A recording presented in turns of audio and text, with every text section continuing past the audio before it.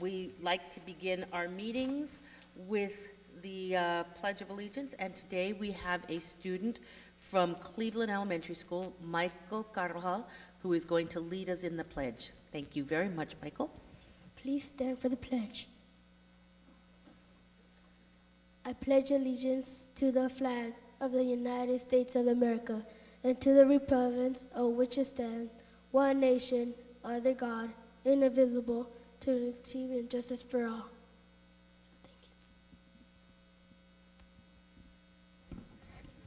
Thank you very much, Michael, and if you'd like to see what a fantastic job you did, you can watch yourself on TV on Saturday on Channel 18 at 5:30. Thank you. Oh, 5 o'clock, sorry, 5 o'clock. And we have Vivian Rodriguez with us tonight for translation. Sí, muy buenas noches y bienvenidos de parte de la Junta Directiva del Distrito Escolar de Santa Bárbara. Si hay alguien que necesita la ayuda de un intérprete, por favor levante la mano para darle un audífono. Gracias. Thank you. Gracias, señora. And we also have headsets for people who need assistance with hearing technology. That leads us to introductions, proclamations, presentations, and/or recognitions, and I think we have a few today. We do. We have presentations and recognitions. First board, we're in for a treat. Principal Mike Vale from Cleveland Elementary School is here with teacher Brian McCarthy and his 6th grade class. The students will perform 2 numbers they learned in Cleveland's vocal jazz program. Mr. Vale, we're on.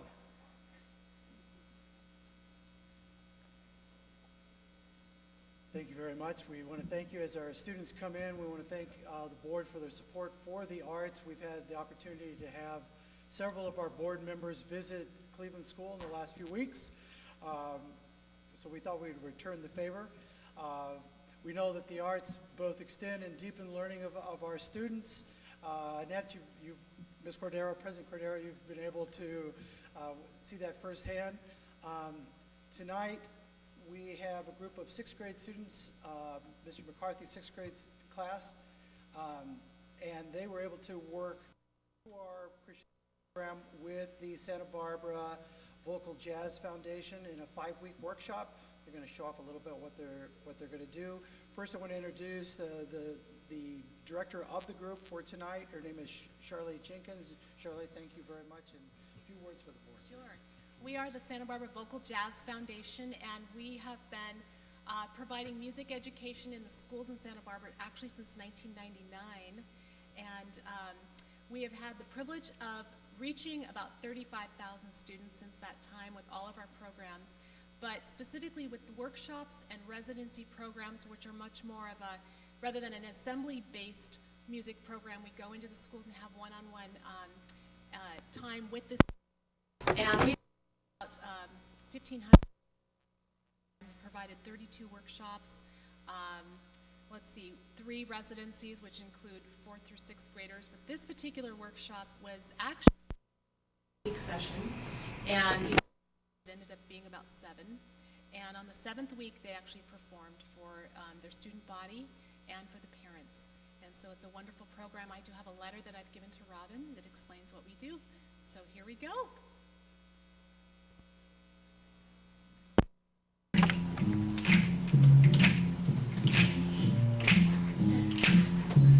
Blues and ragtime formed a band. They called that music Dixieland. And then when big bands were the king, the country started dancing swing. And then a fast and frantic horn announced that bebop now was born. The jazz like rock got amplified, and fusion jazz electrified. When blues and ragtime formed a band, they called that music Dixieland. And then when ragtime swirled again, the culture started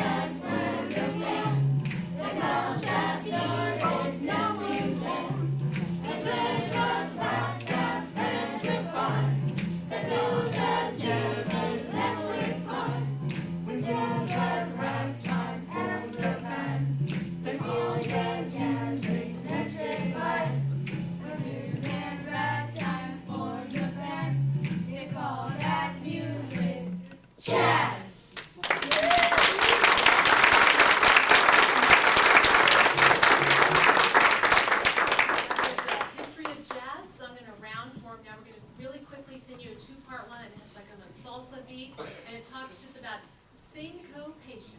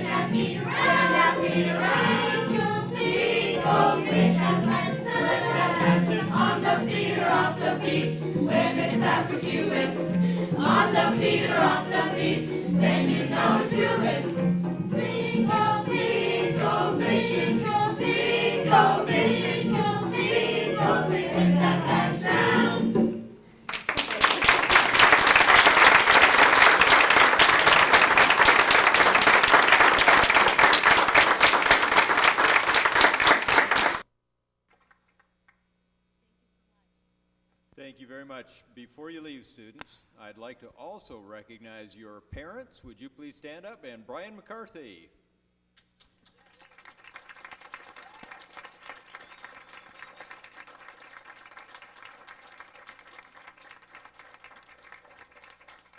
Ms. Cordero? Well, I'd just like to thank you, students, for your beautiful voices and for obviously the hard work that you put into learning these songs and learning about this music, and also for your teachers who put in equally long hours, I'm sure, to help bring this to you. And also a las padres y las familiares, thank you, gracias a ustedes por tu apoyo.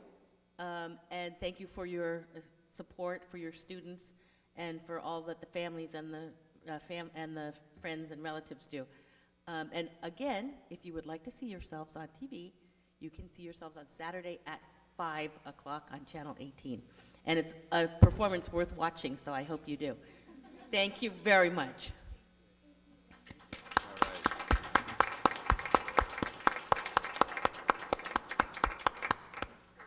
And as they're departing, we're of course thankful for the work of the Santa Barbara Jazz Foundation. And I did forget to thank their principal as well, Mr. Vale. So thank you very much also. Well, Board, we're also pleased tonight to welcome San Marcos High School teacher Jamie DeVries and his Kids Helping Kids CEO, student Ellen Gleason. Ellen, would you come up to the podium as well to share information about this year's fantastic Kids Helping Kids event? We have a new vocal group for you here. I know. I think we found our opener. As you know, Kids Helping Kids has been going on. This is the 9th year, and I would be remiss if I did not quickly introduce our CEO. She's about twice as articulate and about 4 times as impressive as I could ever hope to be. So without further ado, let me introduce you Ellen Gleason, our student CEO. Thank you, Mr. DeVries. None of this would have been possible without the most incredible teacher, the mentor, the person that's made this all possible for the past 9 years. For those of you that don't know exactly what Kids Helping Kids is, it's a charity organization that's entirely student-run. Each year, the seniors in the economics class at San Marcos step up and take over the running of Kids Helping Kids. And what Kids Helping Kids enables us to do is take the knowledge we're learning in the classroom and apply it to very real-life situations, like running our own corporation, planning a large-scale event, looking at cost-benefit analysis, breakdown points, pricing strategies, net profits versus expenses. I could go on about all the different econ terms and things that we've applied this year. But over the past 9 years, the students in Kids have collectively raised over $600,000 for families and children in need in the Santa Barbara community. And this year, we've actually taken Kids Helping Kids from a fundraising event and started our own nonprofit corporation, which is entirely student-run, giving us another opportunity to really apply knowledge in the real world and gain experience. And we held our annual gala event 3 weeks ago at the Granada Theater. It was a wonderful success. It was an incredible night for us. The theater was filled to capacity. We were 20 tickets short of a sold-out show and raised over $170,000. So seeing the culmination of our work come together like that and seeing the community support us was an incredible experience, not one that any of us are going to forget anytime soon. And just last week, Kids Helping Kids won the Youth Collaborator of the Year award from the Santa Barbara Regional Chamber of Commerce. So that was an incredible honor for us. And I'd just like to say thank you to the Santa Barbara School Board, to the teachers and staff and administrator at San Marcos, on behalf of all the 101 students in Kids Helping Kids. Without your support, none of this would have been possible. So thank you very much. Have a wonderful evening.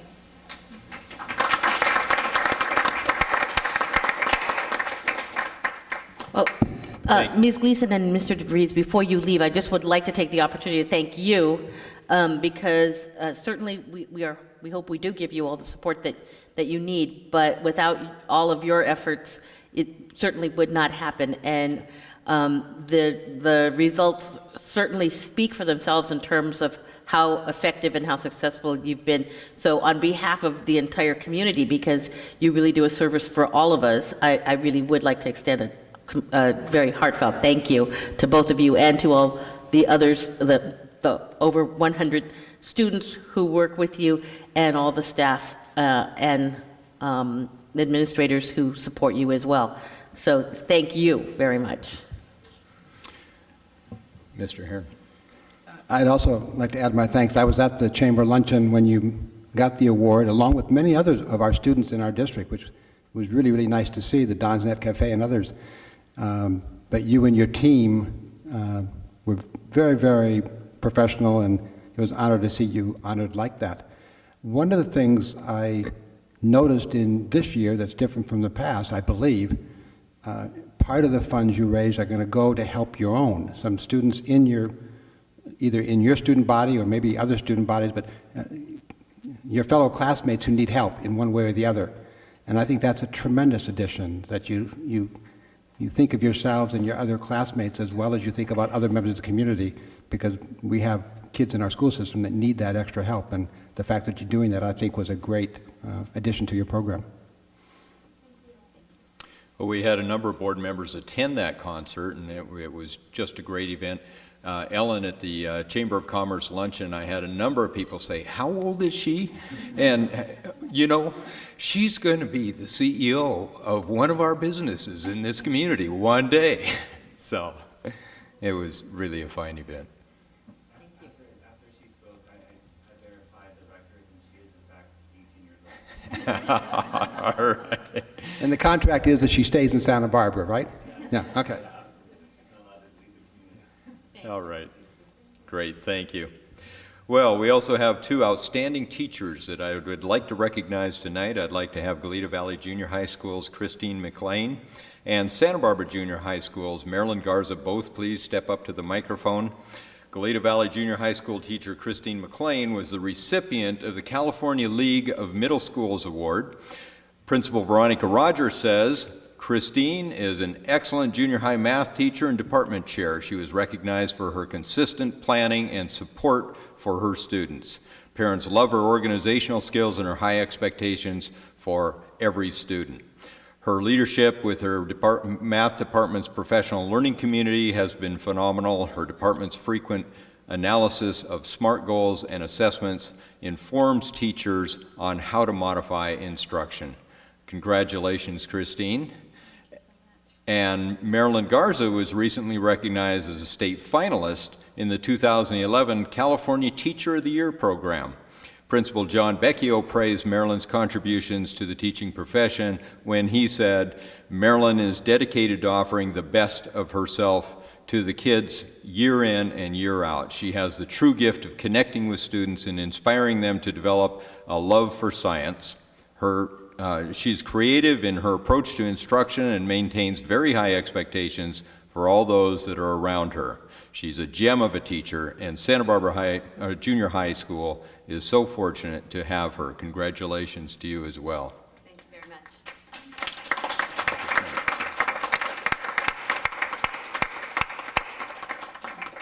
Ms. Cordell.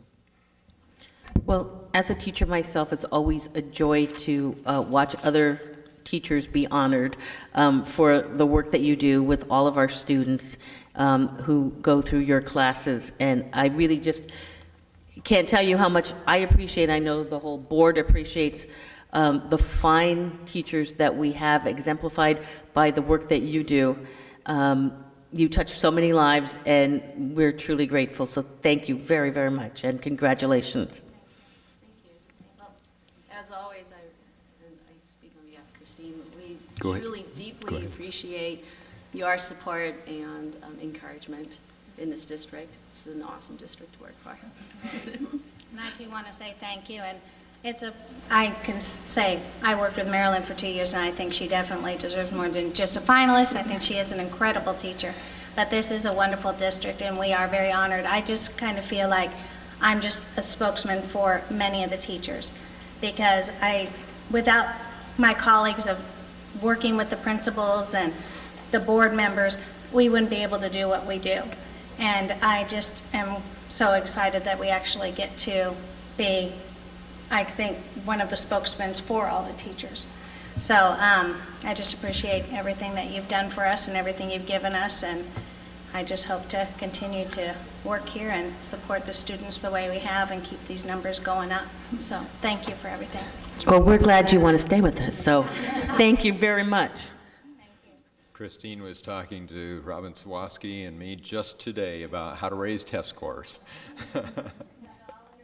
Yes.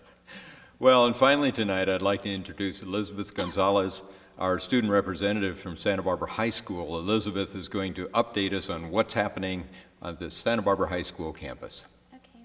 Hi, my name is Elizabeth Gonzalez, and I just want to report to you guys a few of the things that Santa Barbara High School is up to. So first of all, our very important Winter Formal / King of Hearts dance will be next Saturday. So we're really just selling tickets for that, trying to get all the students pumped up. I know all of our students really love going to those dances, and we're just nominated Princess, and we're just working on that. And also, it is basketball season, so we're working on really pumping up our students to get that school spirit up. I think it's very important. It just makes high school a lot funner and a better place to be at, so athletic events are definitely important to us.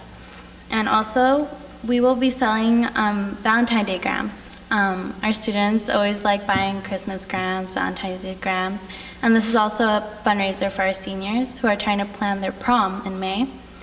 And tomorrow, actually, we will be having an open house for our freshmen, and it's in the afternoon, and it's just a time when parents can come, check out the high school, they can have tours, and really just check out the activities that Santa Barbara really does have to offer.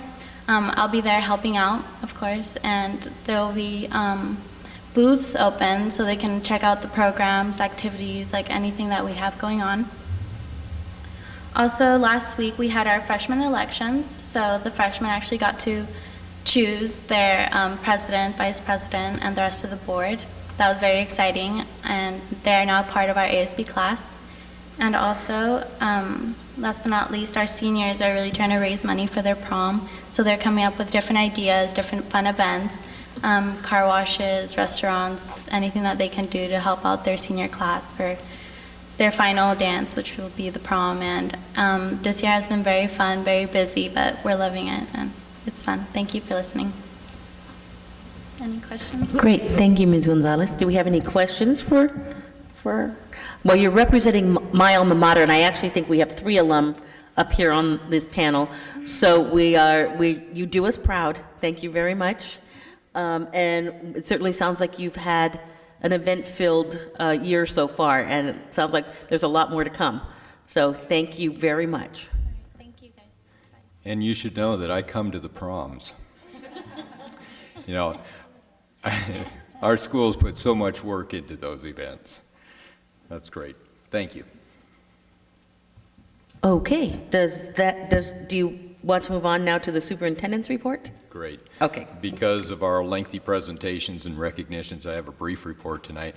This afternoon, La Cumbre Junior High had a ribbon cutting, launching the school's Healthy Lifestyle and Fitness program. You should see the new fitness center and weight room, all financed without district funds.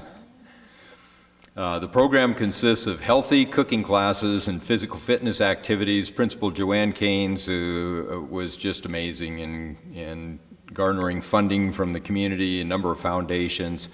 Joanne Keynes says that the 150 participants will have their weight, body fat, and heart rate logged on a weekly basis. Students will set their goals, and if they reach 85% of the goal at the end of the year, by the end of the year, they'll earn a trip to Disneyland paid for by a grant that she secured, not district funds.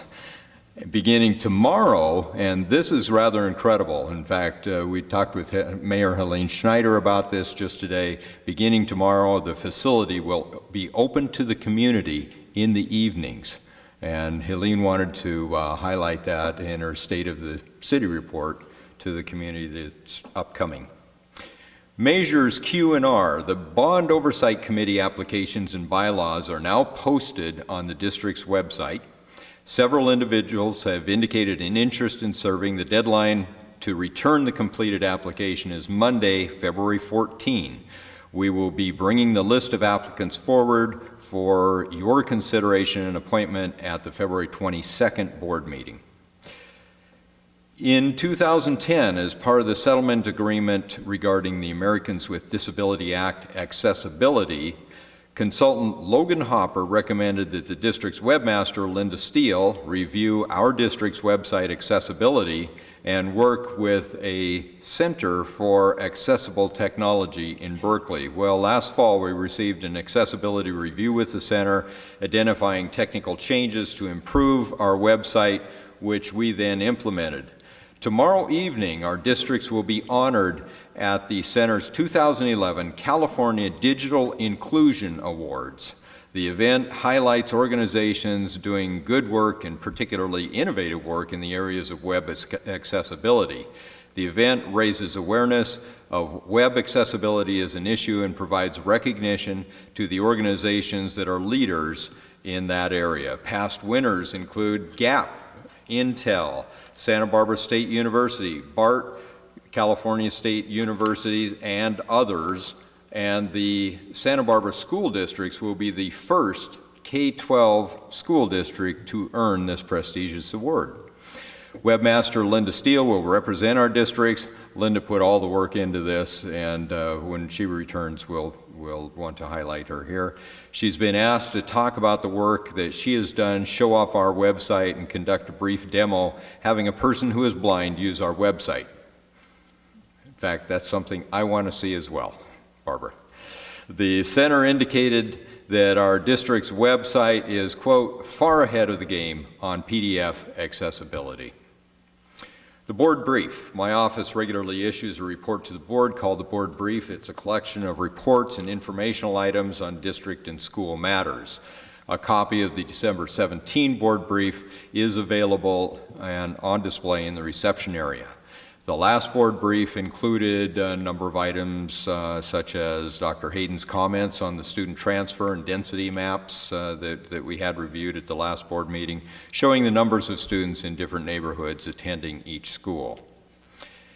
And finally, the list of Santa Barbara School District's 145th anniversary events and performances is being updated continually, daily. Copies are available for you, board, here on the dais, and they're available at the side table. And Chris, if you could catch our district website, Dave, if you'll put that on the board, I'd like the public to be able to take a look at these events just to give you a flavor of what's coming up. Santa Barbara High School performs Music of the Night, February 3, 4, and 5. Dos Pueblos High School's Improv Troupe performs February 4, March 4, and April 8.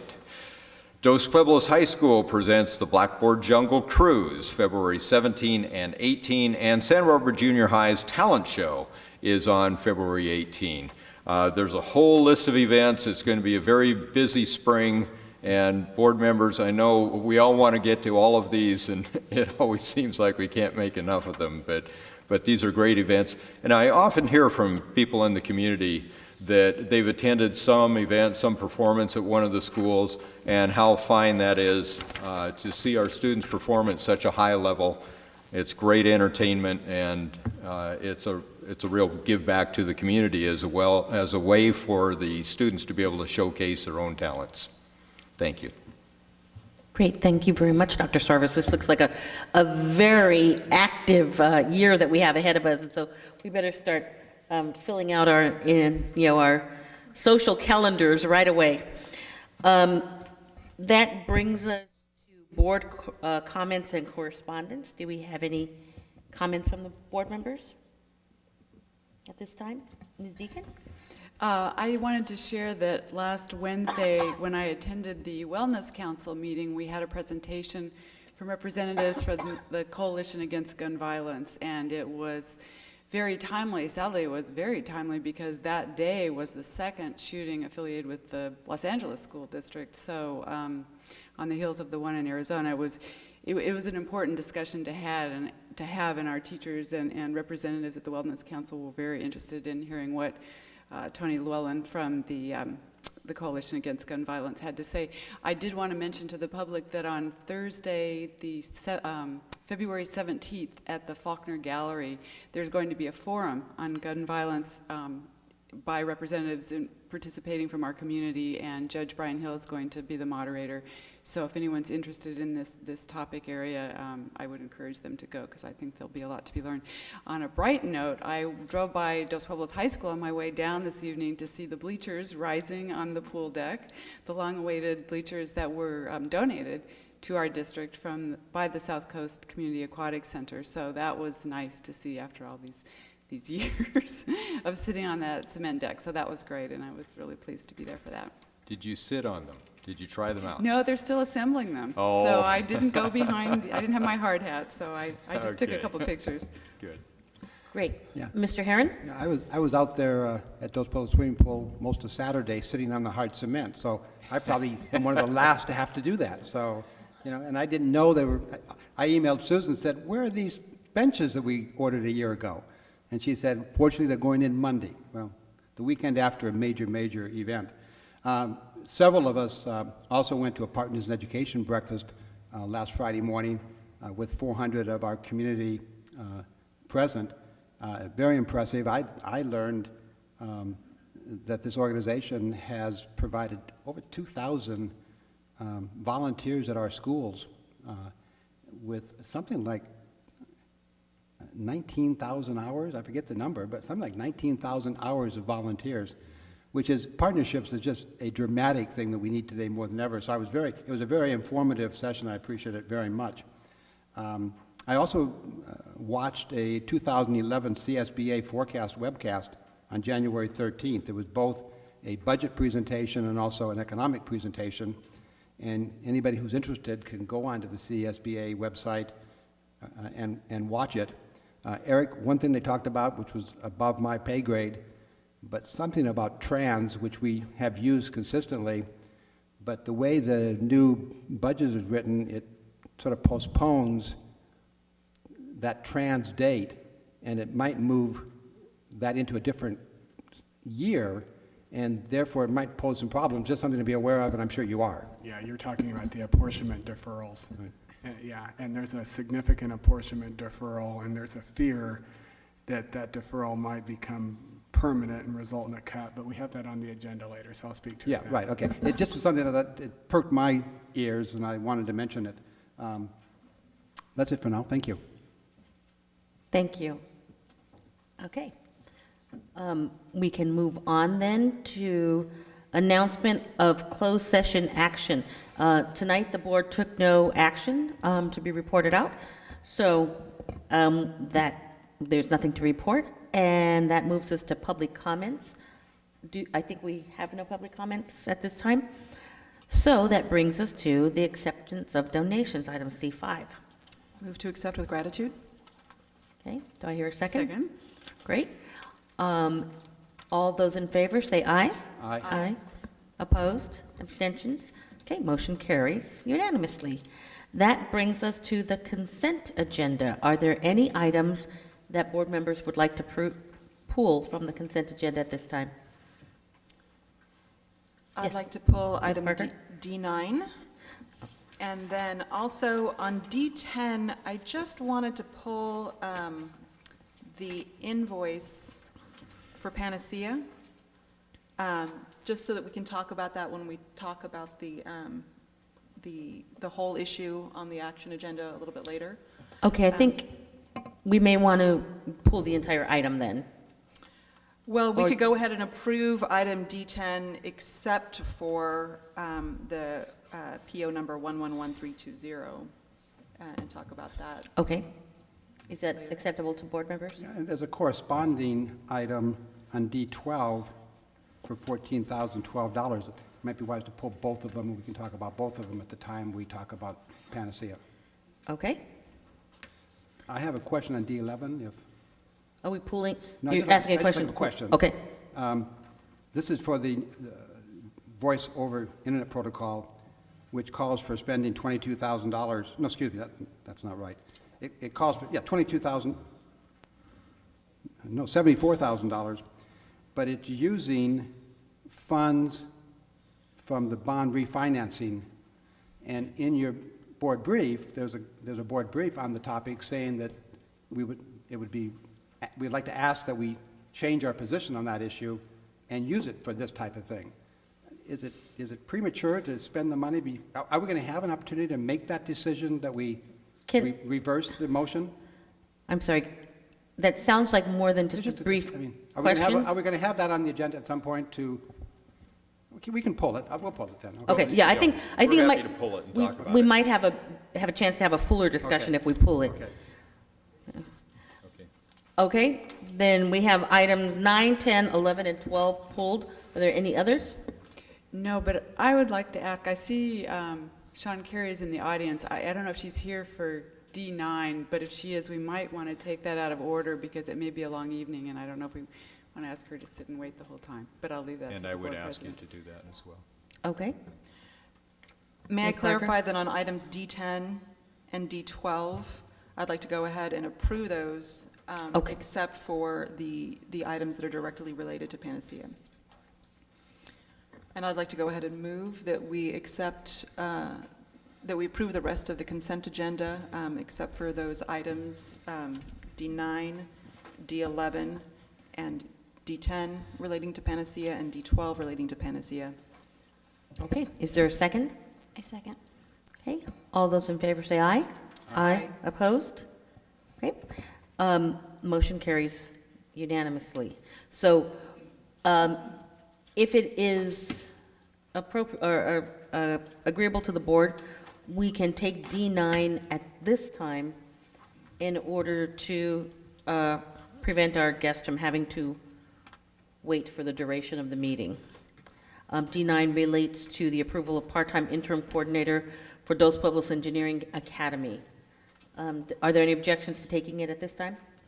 No. Okay, so then, Dr. Sarvis, or Ms. Waske, do you want to Well, let me present introduce this. Yeah, the needs of the engineering academy are great at this point in time. We really do need some organizational control over things, and we do need to provide additional time. This job description is put in front of you purposely to handle that need. It would be a 4/10 assignment. It's a 40% position. You see the responsibilities, and we'd like to go ahead with it with the understanding that we would provide half of the funding, the foundation would provide the other half of the funding, and we have, of course, Principal Sean Carey here with us tonight to address it as well.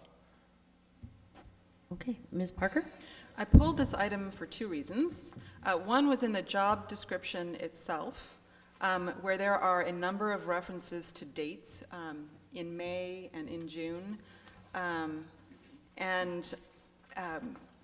Especially given that timelines may change, I felt like that language should just be eliminated from, and it can all just go. So you could remove in May, in June, in May, and May again in the second area, community outreach coordination. And in the work year, in the title, do you see those dates? No, the work year I can understand. Okay. But just in the major duties and responsibilities. And we can strike that, that would be fine. But that does provide an opportunity to comment on the January 11th through June 2014. We expect this to be a time-limited position. We expect it to exist for that period of time, then disappear. The second reason I pulled this was because of how I really felt we can't look at this in an isolated way. That this is just looking at the needs for this one engineering academy. However, we have a STEM academy that's about to start. We have a health academy. We have other four-year course pathways that essentially are identical to the engineering academy, a construction tech academy that's supposed to be starting at Santa Barbara High. On the flip side, in terms of providing more resources, we have the partnership academies. And those are all things that we may need to be talking about as we look at budget cuts as we come forward.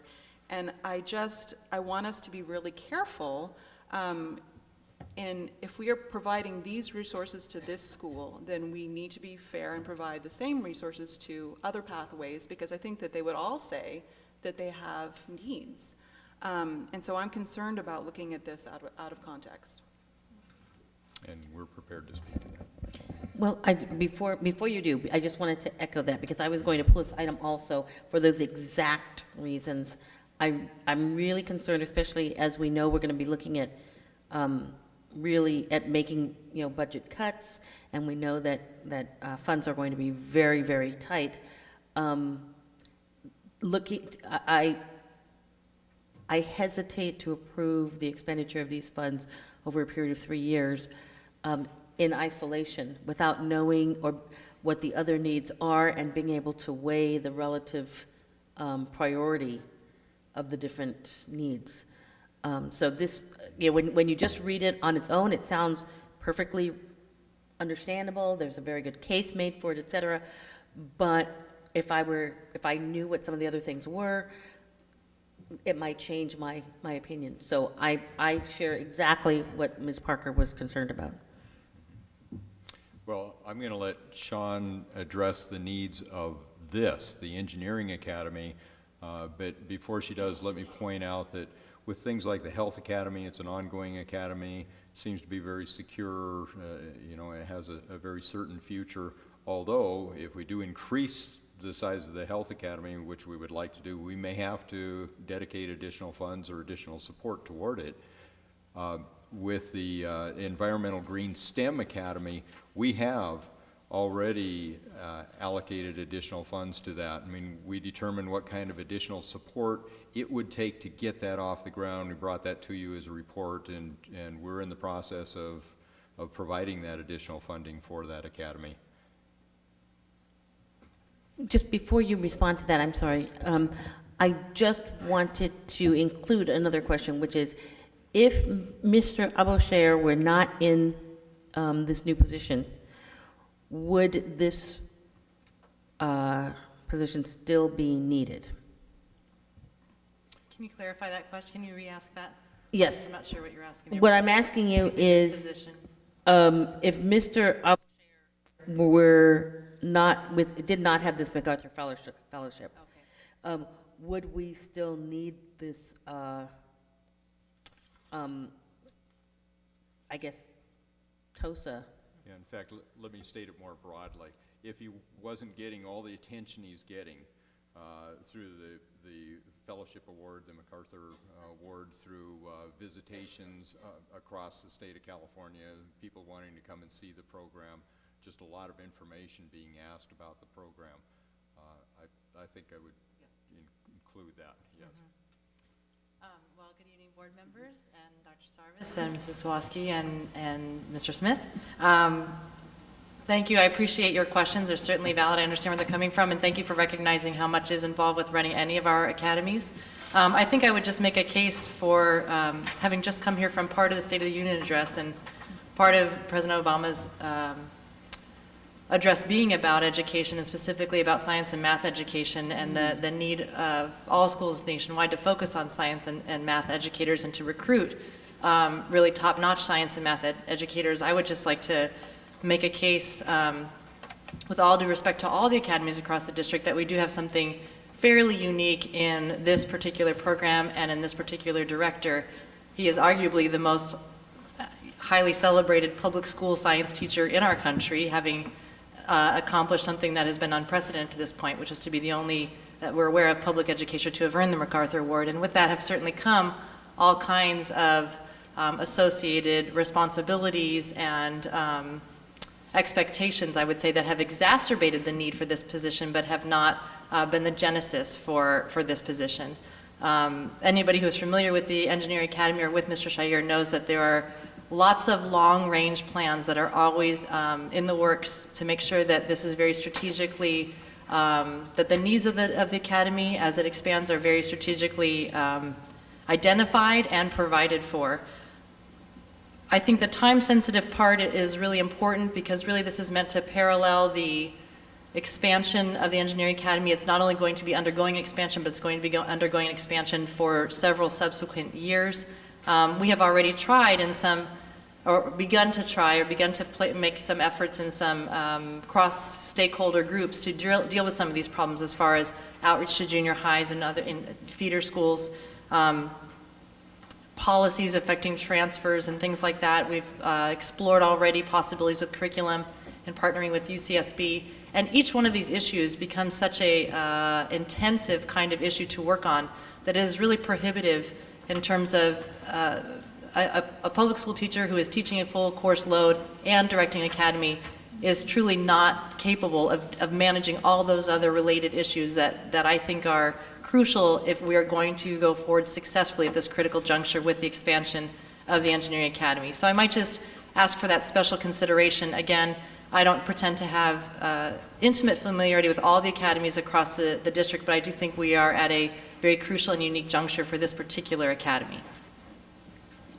The only thing I might add before, and you feel free to ask questions too, is one other uniqueness might just be, and this would be my kind of my second point besides the critical demand for a position like this, would be that we're talking about a program because of all this attention that it's received, and particularly about a person who has generated for the district and $6 million worth of revenue as well that have gone right back to students and to programs. So again, really distinguishing this as something that is unique, period. Whether it's just in our district or considering a broader context, we were talking about a very unique situation and again, a time-limited position. Thank you very much. Ms. Deacon? Well, thank you for that, because you've made a good case for why this is a critical time for this program right now. I share some of the concerns with my fellow board members about the other academies as well, but you're growing from 30 students to 100 students next year. We'll be moving into a new building. I'm particularly pleased with a lot of the articulation efforts with the UC system and the community colleges. By the way, I would like to change the wording here from junior college to community college, but and other institutions of higher education, because I think that's really important. And so I really like a lot of the things that are in here, and I think we'll really benefit from them. The one other thing that I do want to mention is the fact that this is funded half by a private donation. And so I think that is something that makes it unique in that regard. I am concerned about the timing, as Mrs. Parker mentioned, and when we spell out the work year here, January through June, I think that remains problematic, because we've had some discussions about moving the target date for admissions for this program and prior to January, or somewhere in that time frame. And so I think, I don't know if you're looking at that just for this coming year, for 3 years out, but we don't want to lock in that time frame if in fact that timing is going to change. Okay. I would like to echo the same. I was going to mention it's a half-time, $7,000 a year, but more importantly, with the expansion taking place, there is simply no way that Mr. Charrier can do all that he's doing and triple the size of the academy over the next couple of years. I was with him Friday morning where he was honored at breakfast. I was with him at lunch when he was honored at lunch, and I said, when do you find time to teach? He said, I'll be there at 2 o'clock teaching. You know, his teaching is a priority to him. And if teaching is a priority, and that's where the students really benefit, he can't be doing all this administrative stuff for something that's growing exponentially in the near future. So I think it's very valuable, and at half cost for $7,000, I think we need to do it. Ms. Limon? I would echo some of what's been said. I think we actually get a lot for the school district's investment, and I'd also like to encourage this and possibly use this as a model for other programs to consider about getting a foundation or community investment in some sorts, because I really feel that that's what's going to allow us to stretch our dollars. So, Ms. Parker. I think that what I would like to see is everything, and I know we can't do it tonight, but I would like to see how we are supporting our career tech academies, and because I do want to be sure that ultimately it's not about one teacher having a MacArthur grant or this teacher having access to a particular foundation, but that we're making sure that similar resources are available to all of our students. I'm willing to go ahead and support this because it is fortunately a small amount of money, but I really want to be careful that as we move forward, and honestly, I know that districts providing resources to a much greater extent at a couple of our academies, and that it needs to all be seen together. Well, I just wanted to comment on part of my question regarding whether this was sort of a result of Mr. Charrier's MacArthur grant, was that I was trying to sort of gauge in my mind whether this is something likely to be needed in other academies just by the nature of academies, or whether it was sort of particular or peculiar to the engineering academy because of his high profile and because of the numerous awards that he's won and how much attention that particular academy has received. Certainly, I mean, we are thrilled that he has received all the accolades that he has, and he certainly deserves them. But my concern is, as you outlined his duties, I felt like I was hearing that this is something of the nature of the beast for an academy, which leads me to think that other academies are going to have similar kinds of needs, regardless of whether their directors, win the awards or not. And so that makes me kind of reinforces my concerns about singling out one in isolation without knowing what the others need. I somewhat agree with Ms. Parker that it is a fairly small amount of money because it is being offset by private donations. But it still worries me, and I still would hope that the district would try to, get some of that additional information for us in terms of what the needs of the other academies are. I also would really like to see the ethnic makeup sort of become more diverse in that academy as we add staff and resources to make it more accurately reflect the demographics of the school. And I know that there's been a lot of attention and a lot of efforts put into that, so it's not really a criticism. I'm just hoping that we can make it happen, because I feel like that's a tremendous program that a lot of underrepresented students could certainly enjoy. So I don't know if there's any additional comments, or Dr. Sarvis, if you want to comment. We'll give you an academy by academy listing of additional support that we provide for each of the academies. And I don't know, Sean, whether you feel you need to comment on the charge to increase the representation of underrepresented students, but I know the school's very clear about that. We set board focus goals, and thank you, board, for setting the stage for that, so that we can advertise that to people and they take on that charge. Yeah, I'll just say, sorry. I'd like to mention that half the students are women, and in engineering and science, that in itself is a great achievement, Right. and should be recognized. Yeah, I really appreciate the comments about this being a good model potentially for other academies. I do see our academy as taking a leading role and potentially putting forth good models in terms of the public-private partnership, as well as the partnerships with other institutions of learning, of higher learning. So I know that that's a point of pride and something that's very intentionally done on the part of the steering committee for the academy. And it's also a very explicit goal to increase the proportion of underrepresented students. At one point, it was an explicit goal to make sure that there was more gender equity in the academy, and that has been achieved, as Dr. Herron just mentioned. So I have every confidence that that will be happening, particularly as we go forward and expand in these next 4 years. Great, thank you very much. And I believe we have one public comment on this item? We do. Lane Okay. Wheeler? Okay. Thank you, Ms. Carey. Lane Wheeler, SBTA. The only request that we would put forward is that this job description conform to the existing contract. There are some indications in here that this might be outside the scope of the 185-day contract. There's no clear definition of, there's work assigned in June, and it doesn't say that it would be completed by the end of the contract year.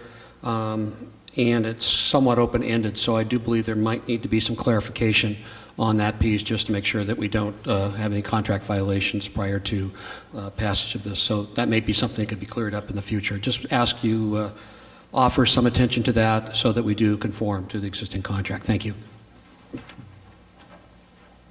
Thank you, Mr. Wheeler. Does the board have any additional questions or comments on this item? No? Then I'm ready to hear a motion if anyone is so inclined.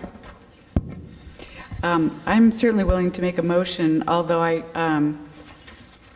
think my motion would be that we go ahead and approve this with the proviso that some of the recommendations we've made about eliminating the dates, possibly changing the work year. I don't know if there were any other comments, any other items people wanted to make changes on. Well, my concern about the work year is that it's January through June, but if the timeline changes for admissions, right, but it says June 2014, so that's 3 years. Right. I believe it's just, Oh, go ahead. I believe that just speaks to the time that this position would be in place, doesn't give any timelines, like for the application process. We'll take out the other So is dates. We this found 4 of them, May and June, I that are have notes indicated. about that. I'll have Ms. Fawcett work And- with Mr. Wheeler. And the junior college changed to community college. Okay, all right, good. All right, well, then I will move to approve it with those changes. Along with a review of it per the Teachers Association. Yes, Dr. Sarver said he would make sure that that occurred. Is there a second? I second. Okay. Any further comments or discussion? Okay, all those in favor say aye. Aye. Opposed? Abstentions? Okay, motion carries unanimously. Thank you, Ms. Carey. Okay, we will return to the remainder of the consent agenda items that we pulled at the conclusion of the meeting. So that brings us to our action agenda. And we will start with item E1, public hearing and approval of a waiver request of the requirement that the Thompsonville unification be put to an election.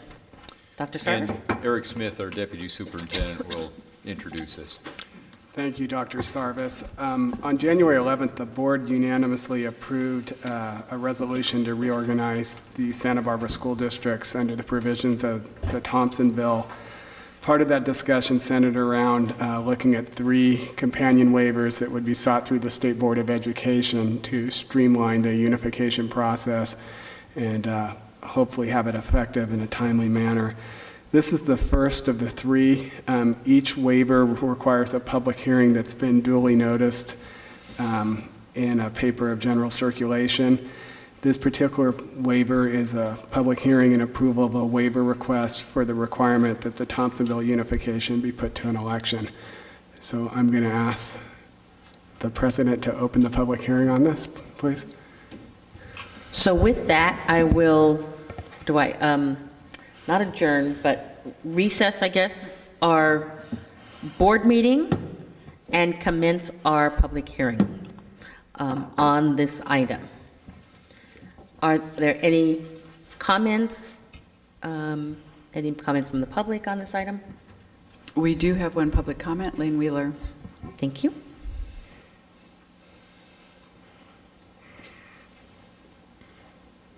Thank you, Lane Wheeler, President of Santa Barbara Teachers Association. We wanted to make very clear to the board that the Santa Barbara Teachers Association has acted on this and is in complete support of the 3 waivers. We believe this is a progressive measure that will provide a long-range benefit to the students and families and the staff of our school district. We believe this action needs to move forward as quickly and expediently as possible, and we're willing to do whatever we can to help support this measure. So with that, I'll thank you very much and encourage you to move forward with it. Great. Thank you, Mr. Wheeler. Any further discussion? Any additional public comments? Hearing none, I guess we can close the public hearing and resume our board meeting. And I probably should add that both employee associations were consulted and both are in a support position, although that's written on the forms. I just thought I'd say that. Okay. So at this time, we can entertain a motion. Mr. Herron? I'll move the approval of a waiver request of the requirement that the Thompsonville unification be put to an election. Okay. Do I hear a second? Second. Okay. All those in favor say aye. Aye. Opposed? Abstentions? Motion carries unanimously. That brings us to item E2, the public hearing and approval of a waiver request of the requirement that the first governing board of the unified district be elected. Mr. Smith or Dr. Sarvis? Right. Again, Eric Smith. I mean, I would give you a staff presentation, but it's pretty self-explanatory, so we have to do the same thing as the last one. So with that, I will recess the board meeting and convene the public hearing on this, on this item. Are there any comments? Any public comment on this item? Mr. Wheeler, did you want to speak to this item? No. So, okay. All right, hearing none, I will close the public hearing and reconvene our board meeting. Do I hear a motion? I will move to approve E2. Okay. And do I hear a second? Okay. Moved and seconded. All those in favor say aye. Aye. Opposed? Abstentions? Motion carries 5-0. That brings us to item E3, public hearing and approval of a waiver request of the effective date of the unification reorganization. Mr. Smith? In this particular instance, under a normal unification process, you'd become effective for all purposes after the election was held. In this particular case, you can only become effective for all purposes on July 1st. And if we weren't seeking a waiver, we don't know which election we would actually hit. Here it says 2012, but we think it would probably be much later.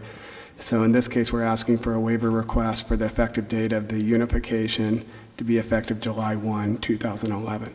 And I should probably note one other thing. You'll see that on each of the waivers, we've used the secondary district with their CDS code, and that's because, one, it's redundant to ask from both districts. Two, the secondary district boundaries become the new unified district boundaries.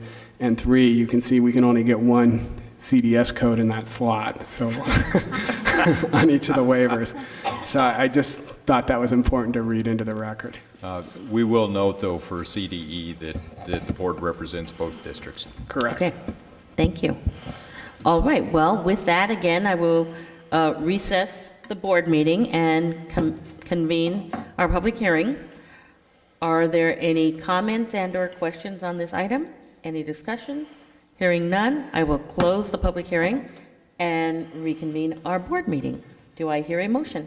I'll move to approve the waiver request of the effective date of the unification reorganization to July 1st, 2011. Okay, is there a second? I second. Okay. All those in favor say aye. Aye. Opposed?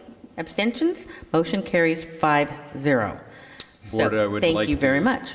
Thank you for your action on those. I know at this point it sounds rather perfunctory. However, the prominence on the action agenda bespeaks the importance of these items to our district. And as Mr. Wheeler said, these are potentially of great importance to the district and our fiscal well-being. So thank you. They'll be FedEx to CDE tomorrow with a tracking number. So. Yes. Thank you, Mr. Smith. Okay, that brings us to item E4, approval of revised sampling plan from Panacea Inc. for indoor air quality testing at Washington Elementary School. And Dr. Sarvis, do you want to begin this, or Deputy Superintendent. Okay, so we'll go straight to Mr. Smith. Will introduce this. Thank you, I think. On November 9th, the board approved Panacea Incorporated as the certified industrial hygienist to perform indoor air quality testing at Washington Elementary School. On December 7th, a group of stakeholders, including parents, union representatives, board members, and staff, attended a meeting to discuss with Panacea how the scope would be developed and the process that would be followed to proceed with testing. At that meeting, it was agreed that Panacea would develop an initial scope and then circulate a draft to propose to the stakeholders of the proposed sampling plan. That's been done, and it's been completed. Panacea has responded to those comments, and those have been circulated and posted on our website as well. Representatives from Panacea are here to give a short presentation, Sin Chow and Mark Katchen, and I think without further ado, I'll let them come up and do a brief presentation, and they can talk about the process and the revised scope, and then if the board has questions, they can answer those at that time. Good evening, board members and administrators. My name is Sing Chow, and my colleague here, Mark Ketchen. We represent Panacea Incorporated, a consulting firm that was hired by the district to conduct an indoor air quality investigation for portable classroom at Washington Elementary School. Both Mark Ketchen and myself are certified industrial hygienists, and we have combined over 50+ years of experience in environmental consulting, health and safety, industrial hygiene, indoor air quality, and so forth, and risk management and assessment. We have conducted numerous school buildings investigation for various school districts. But for Santa Barbara, this is the first time we're doing work for you guys. We were initially contacted actually by the parents group who conducted an interview of us and asked us to submit our statement of qualification for the district's review and selection. And within weeks, we received a call from the administrator stating that we've been selected to do this work. And we thank you for that. With no further ado, I would like to turn over the podium to my colleague, Mr. Mark Ketchen, and he's going to give you a technical summary of what's been done. Thank you. Appreciate the opportunity to address you this evening. As as Mr. Smith mentioned, one of the things we were trying to do is to gather input from each of the stakeholder groups in assembling the sampling plan and evaluation. Obviously, that was important for us to understand what the key issues were for each group. And fundamentally, our objective is in assessing this program is really we want to understand what the potential health hazards might be to the occupants of these relocatable classrooms, both faculty, staff, students. And with the intent, as we identify these potential issues, if we see them, we want to mitigate them or consider mitigation as well as we go along. Fundamentally, the way we approach this is several-fold. First of all, we find that gathering information through a series of interviews from staff and faculty and even students or their parents is helpful in at least identifying and ranking which portable classrooms we would be targeting for the sampling. We've identified or feel that we will limit the number on this, at least initially, to about 5 portable classrooms, and then maybe 2 permanent classrooms for comparison purposes. So again, we need to get an idea of a ranking basis, and it's part of the risk ranking process to get this input from the occupants of the facilities. Then we go through a series of visual inspections, again, to harmonize what's been said as well as what we're seeing visually to get a sense of if there's any obvious issues. And then finally, we'll go through and actually do a series of testing for a variety of parameters that were discussed during the meeting that, again, Mr. Smith mentioned. These would include, we look at the ventilation system, we'll look at airborne exposure levels of the occupants to mold, formaldehyde, noise. We'll assess temperature, humidity levels, carbon dioxide levels, as well as carbon monoxide and airborne particulates. So those were the parameters that we spoke about during the meeting. Once the tests have been completed on this initial foray, we'll take a look at them, evaluate them based on a series of guidelines that we talked about and have presented in the plan, and then at which time we'll go ahead and present the draft for all the stakeholders to review and take a look at, again, giving input and questions, and then we'll go ahead, once we've gotten the input, we'll go ahead and finalize the plan. So it's a similar process that we did, finalize the report, similar process that we did to assembling the plan. So that, in a nutshell, is sort of the overview. The specifics are in the sampling plan, and we'd be happy to answer any questions that you might have. Thank you very much.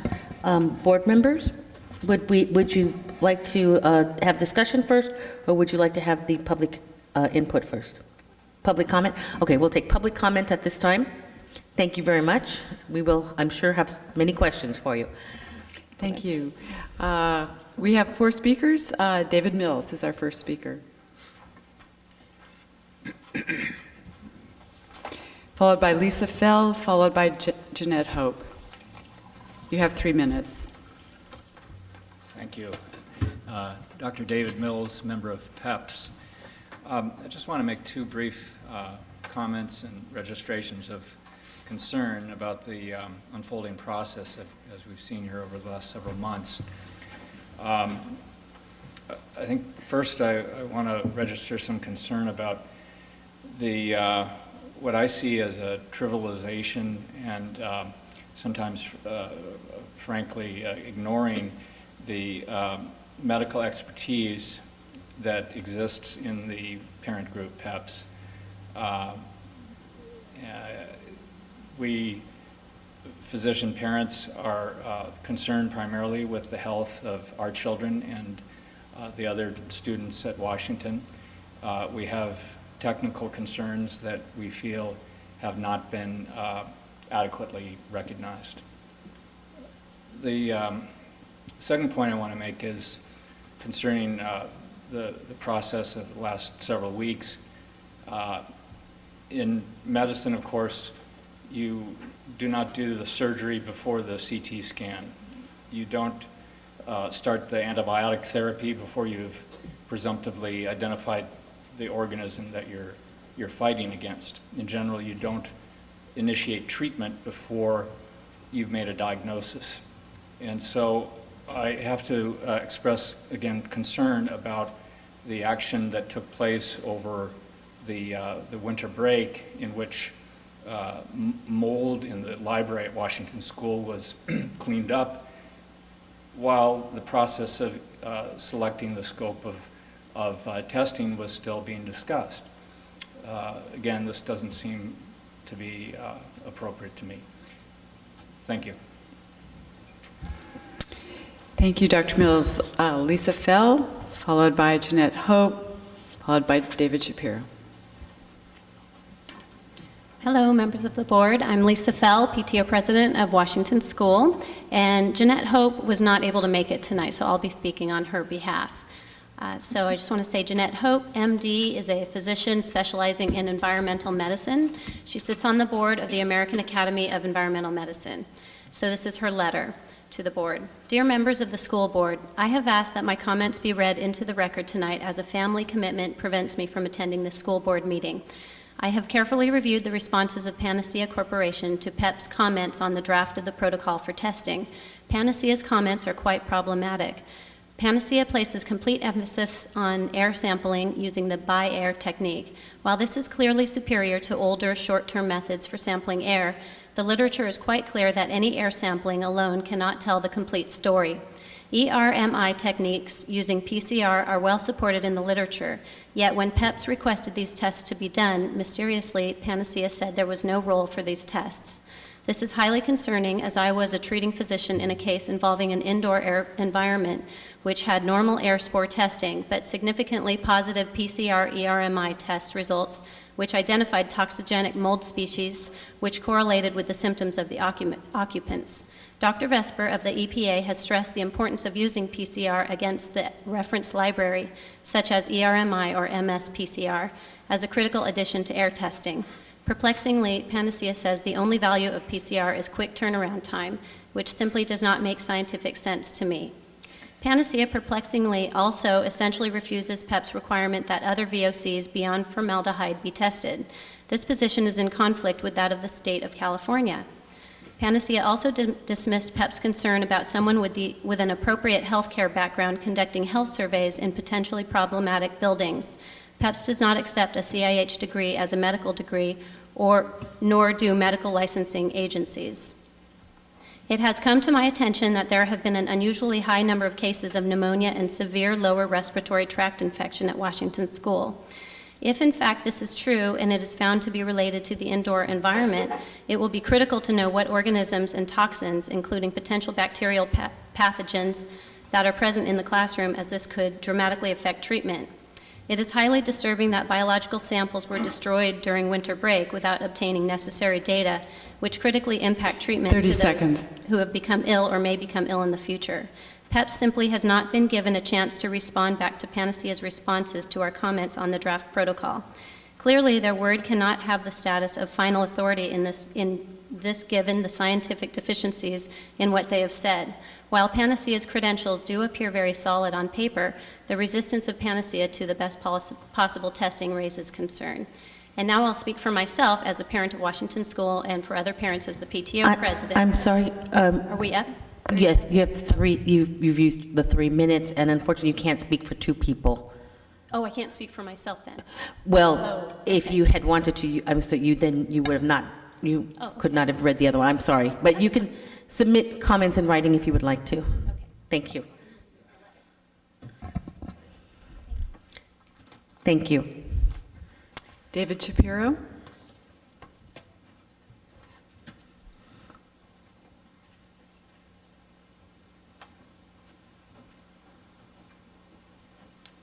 Well, members of the school board, thank you for involving PEPS in this, and I appreciate the oversight that the board is providing into this process. We all appreciate that. PEPS is encouraged that the board allowed Panacea with its CIH level of credentialing to be involved. We feel, though, that we're at a critical juncture, and we strongly do not recommend adoption of the protocol as is written now. It's important to understand that how you look determines what you find in any scientific process, and the scope of testing is a critical juncture to determining what type of results and the quality of the results that we will achieve. We feel that many of the primary and central agreements that we had reached with as a parent watchdog group in our agreement to work in good faith with PEPS and with the district have suddenly been kind of turned on their head. And to go through these quite quickly and perhaps superficially, the first is that we had a very clear commitment from Mr. Katchen at our meeting that all steps would occur in a transparent and a method with consensus, that every step would require consensus of all the stakeholders before the next step would be achieved. So we spent 5 hours in excruciating detail going over what we felt was appropriate scope of testing. And we were told that we would be receiving a draft protocol, assembling all these comments, and then we could comment back to make sure everything was as we wanted it to be. Unfortunately, we got the draft protocol back on the 21st. It wasn't published on the 21st of this month. This wasn't posted on the district website until after that. And now all of a sudden, we found out yesterday that there was a school board meeting where this proposal was going to be voted on and adopted. That's not a way that really involves us in the process. We haven't really had a chance to have a dialogue after we review the draft back and forth with Panacea, and we have serious technical concerns, as Dr. Hope's letter outlined, regarding technical issues of testing. And we feel that not only our expertise as MDs, but we've consulted with colleagues with PhD levels of scientific background. We feel there's sufficient deficiencies consulting with experts that have beyond what would be a CIH level of background. So we certainly want to work with Panacea. We think Panacea is a good group, but we feel that suddenly everything's on fast forward. There's issues of transparency. We were told that every step, every finding would be posted on a website that as stakeholders we'd have a secret access code that we could all review. Maybe the general public couldn't review, but we'd be able to review. And in the protocol, it says instead that all findings would be put directly to the district, and the district would disseminate these as they saw fit. This is, again, a subtle but important change from what was discussed that night. So 30 things seconds. are unfolding not in the way that we were expecting, and we think this is an important moment to step in, for the board to step in, provide appropriate oversight, and set things on the right direction. PEPS still wishes to work in good faith with Panacea and with the district, but right now we see significant problems, and this is the time to fix them. Thank you. Thank you. Okay, that concludes public comment. Madam President? Yes. I would like at least consideration. Mrs. Fell gives an awful lot of time to that school in her position with the parents, and if she had a minute to tell what's on her mind, I would appreciate hearing it. Are there objections to that? Okay. Okay. Ms. Feld, if you would like to take a minute, that would be great. Thank you. Thank you very much, Mr. Herron. It's actually pretty quick. I urge the board to incorporate the recommendations from the expert parent group PEPS into the Panacea protocol before this protocol is adopted. The PTO would like testing to proceed in the most thorough approach possible in order to ensure the safety of our children. During the stakeholders meeting, Panacea promised that each further step would be taken only with the approval of all the stakeholders present at the meeting. Everyone present agreed with this decision, including the district representatives. Now the district is asking the board to approve Panacea's testing protocol without the approval of one of the stakeholders present, the representatives from PEPS. Since this is going against the agreed upon plan, it would be inappropriate to approve this protocol at this time. Thank you. Okay, thank you, Ms. Phil. Okay, board members, comments, questions? How would you like to proceed? I'll start. Okay, Mr. Herron? I would like to, at least in my mind, clarify the process. In this document, it says on November 9th, the board approved the Panacea Group as the certified industrial hygienist. The motion that was passed was that we approve the request of a proposal from Panacea. And to me, there's a big difference in that, is that I left that meeting with the understanding that we were going to get a proposal, we'd have a proposal back, and we could look at it and determine if we wanted to hire them. It seems like everybody's under the impression that we've hired them, and one of the items on tonight's consent calendar was to pay them $14,000. I know darn well that this whole thing has got out of control. I have no recollection of approving a stakeholders group. I have no recollection of anybody giving stakeholders the power to do anything. Yet it appears that the stakeholders think that they run the show. That certainly is not my understanding of what we did back on November 9th, but I understand why Panacea, to do all that they've had to do as a result of this, I have no problem going forward, but I want to make it clear, I didn't hire you yet. At least I personally did not vote to hire you. But everybody else seems to mean that you're hired. And so I just want to clarify the record that that is not my interpretation of what took place. Shall we address that? Yes, please, would you, Dr. Sarvis? Well, what we have before you is the recommended plan from Panacea, and I'll let Eric address the funding. But it is on the agenda tonight for your approval, and we would like to move forward with it. This is the group that was recommended by the parent group to give us this proposed plan. We took extra caution in meeting with the group, in giving some opportunity for input. In fact, you have a document that's marked response to comments, which is comprised of the comments to the draft plan and Panacea's response to each of those comments. And I'm surprised to hear tonight that that the group had no opportunity to review the draft, since obviously they have made comments about it. In fact, we sent the agenda item directly to David Shapiro last week so that we would have an advance copy of this. Mr. Smith? Yeah, I think there's just two things with regard to the process. As you recall, we looked at various certified industrial hygienists, and by process of elimination, the board at least tacitly gave their stamp of approval with Panacea. In order to move things forward in terms of getting a scope, because we kept hearing from a variety of groups, time was of the essence, I made an executive decision to basically retain them, knowing I would have to ratify the amount, which I can do, you know, under board policy. And so when we move forward, I think in discussions at the senior administration level, we thought it was prudent to basically get the input of the people that felt they were affected, and that's how the stakeholders group, at least at an administrative level, was formed.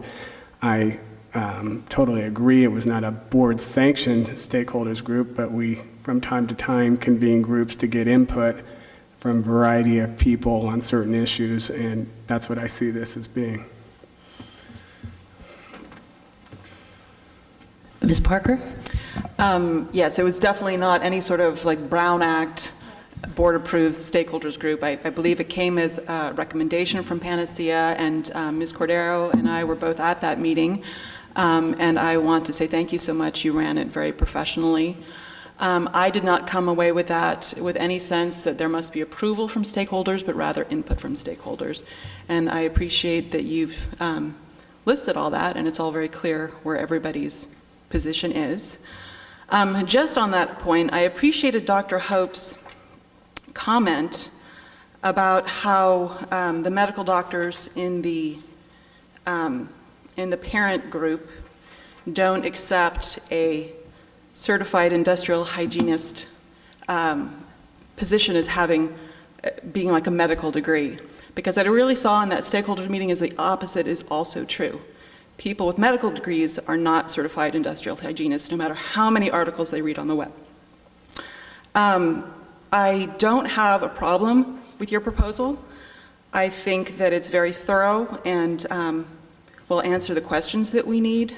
What really frightens me is the price, and that's why I was pulling the purchase order piece. What I saw in the purchase order was for phase 1 of 2, there is a cost of approximately $22,000. Your plan actually has 4 phases in it. And I don't know if you can address what you think your actual costs would be at the end of this, but if we've already spent $14,000 just to get to this point, I'm very, very worried that this is far beyond anything that we were originally considering. So I don't know if you can address that. Yes, I can. I didn't know exactly how much it's going to cost because we don't know exactly what we're going to be testing for, if there's going to be more comments or more input that may be coming from the administrator or the board members or other stakeholders. But I did a rough calculation. I think for the sampling plan itself, with all the testing that we propose in that sampling plan, I'm expecting to not to exceed $50,000. $50,000. $50,000. Yes.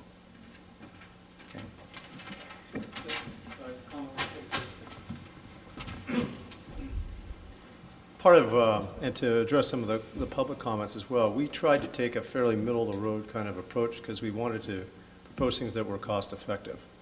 if we were to incorporate any more of the things that, the testing that was suggested, then you're getting almost into what we consider a research study, and it could easily double those costs. So from that perspective, at the same time, if it doubled the cost and gave us double the information or double the basis, then it might be worthwhile and recommended. But we, in our professional opinion, didn't think so. So we felt this was a cost-effective way to do this. It was a tiered approach in reality, and that we could take a look at these, actually a fairly limited number of units, and get a good idea of whether in fact there was an issue or not. And so that's why we proposed what we did. Could I just ask for a quick clarification? Does the $50,000 include all 4 phases? I think it does. Yeah. Yes, okay. Yes, it does. Okay, thank you. Additional questions or comments from the board? Ms. Deacon? Well, to follow up on the cost piece, because I think we may be all suffering from a little bit of sticker shock here at this point.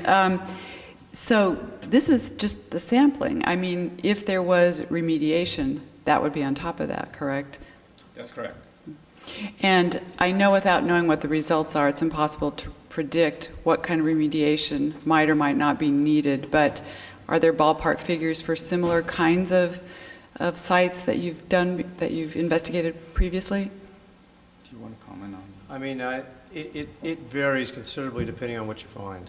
I would hate to get into, because it can go everywhere from, remediation can be anything from a paper towel and some bleach and cleaning it up and removing it, all the way to having to take apart and remove the facility itself. So it's very difficult to do, and I'm talking about just mold issues.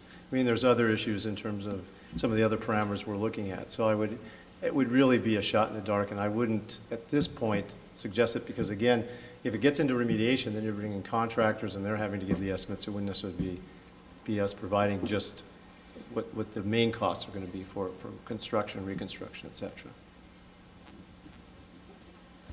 The comments I would just like to make in general, I think, have to do with what our goals are here. I mean, what are we really trying to do? And I think we're trying to assure that we have a safe and healthy environment for our kids. And so we need to get to that point. But on the other hand, we do not need to fund, as you might have mentioned, a research study either.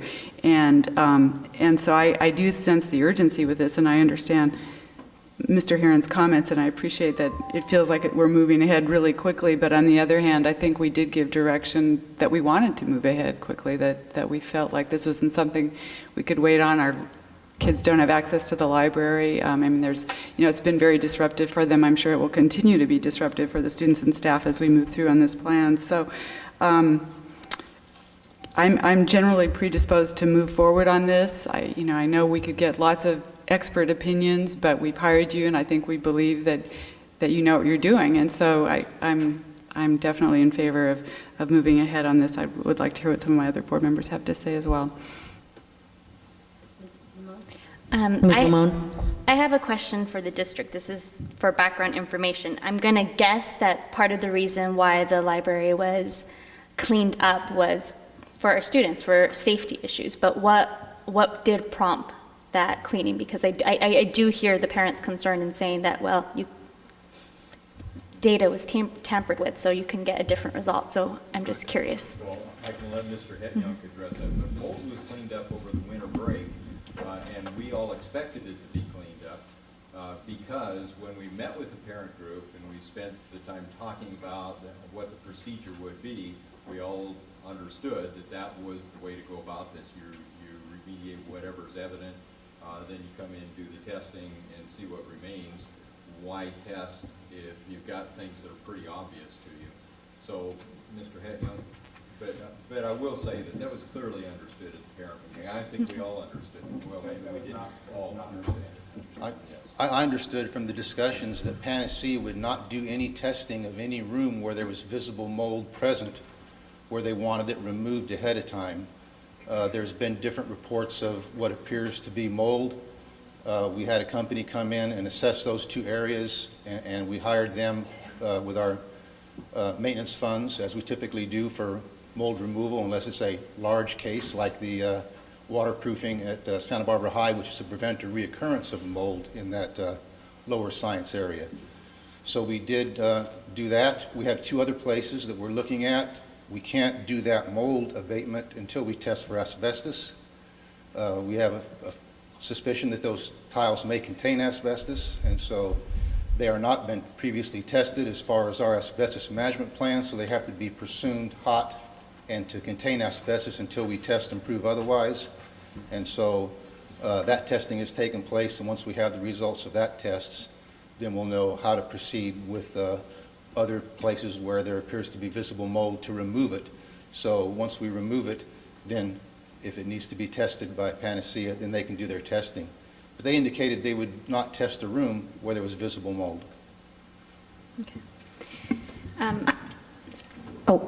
I just wanted, just as a response to your question, I just wanted to read from Panacea's comment because I found this very persuasive to me.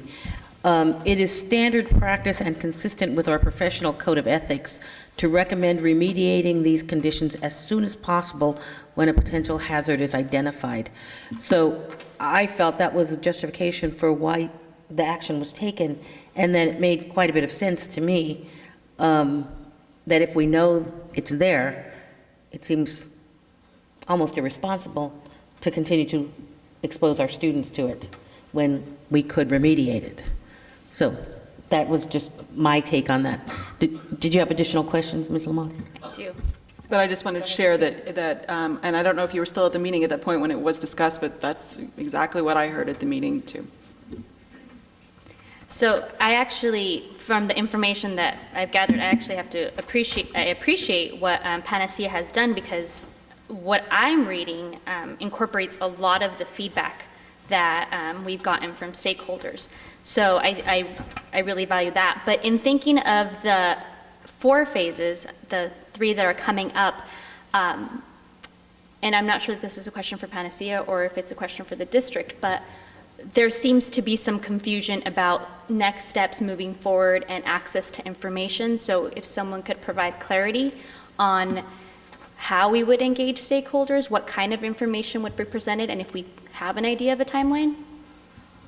I'd probably defer to Panacea. Okay. I mean, because I think it's predicated on the scope. Yeah, we think the actual sampling part is pretty easy. It's all this proving and what to sample, where to sample, how to sample. That's taking time. The actual field work only takes, I think it was 2 days for the actual sampling, and the interview and the investigation so far is another 1 or 2 days. So we're looking at maybe 1 week to finish our field work. Then after that, we have maybe 1 or 2 weeks of a laboratory analysis that needs to be done. And after that, we compile our reports within maybe 1 or 2 weeks after that. So totally you're looking at maybe 4 to 5 weeks worth of work here. Okay. And can you address the next steps then as well? Yes. When we first drive out this sampling plan, it's not to say this is it. I hate to break your bubble. I'm a type of person where I have 3 children myself. And the objective, you guys were thinking about what's the objective. Whenever I do this kind of investigation, I ask 2 questions. Sorry, I'm getting a little emotional. First question I ask is, will I feel comfortable working in that room, knowing what I know? Second question is more directed towards schools, buildings. I have a 15-year-old, 14-year-old, and 10-year-old kids. And the question is, will I let my children go to those classes? And there's only 3 possible answers. One is no. And if it's no, sorry, you guys have to do something about it. If it's a yes, then there's no further action required. But if it's inconclusive, meaning that I'm not sure, guess what? You're gonna have to spend more money to investigate more. And those are the only 3 possible outcomes. And that's how I feel as a professional, not being unbiased. We were hired on this project because we were supposed to be unbiased. Thank you, Mr. Chow. And so just to follow up to that, I think the confusion that I'm referring to, I've just seen come to us as different type of feedback, but would that information, the report, what would be the process of releasing that information to the public once we get that? Will it go up on our district website? Oh, it will it, certainly be on the website. Is it going Yes. to be unfiltered? Is it going to be presented as is? Well, my guess is that it will be given to you as quickly as possible. In fact, we can put it in a board brief. We'll put it on the district website. I mean, we'll want to be very clear about what was found.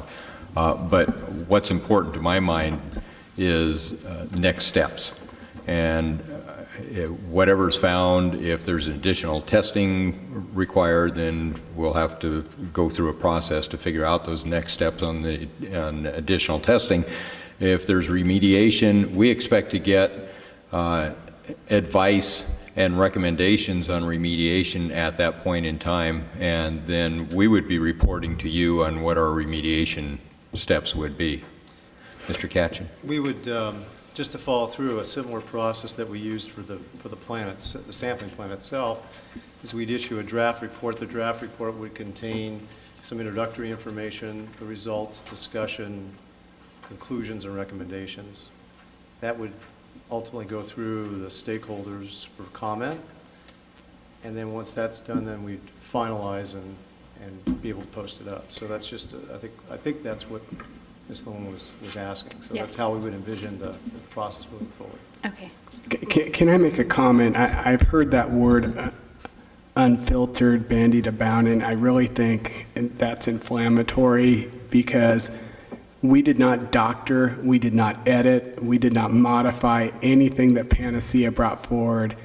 If the process of something coming to the district office is considered filtering, then I guess we filtered it, but we did not modify, doctor, edit any of the findings, results, responses, comments. And for somebody to infer that we did, I really have a huge issue with that. We forwarded them directly. I appreciate the clarification, Mr. Smith. I also appreciate that because I do think the implication is that information is not being distributed in its original form. And I also believe that we have not done anything to any of the information that we've received. I have one final question. Yes, And Ms. this Lamont. final question is actually for members of the stakeholders group. I've definitely, it's clear to me that the proposal doesn't meet all the expectations, but take away the actual content. I'm curious what systemic process would need to be in place for there to have a feeling that there has been consideration to the input that's been provided. Okay, I'm going to request that if we want a member of the PEPS to answer that question, that you address the microphone.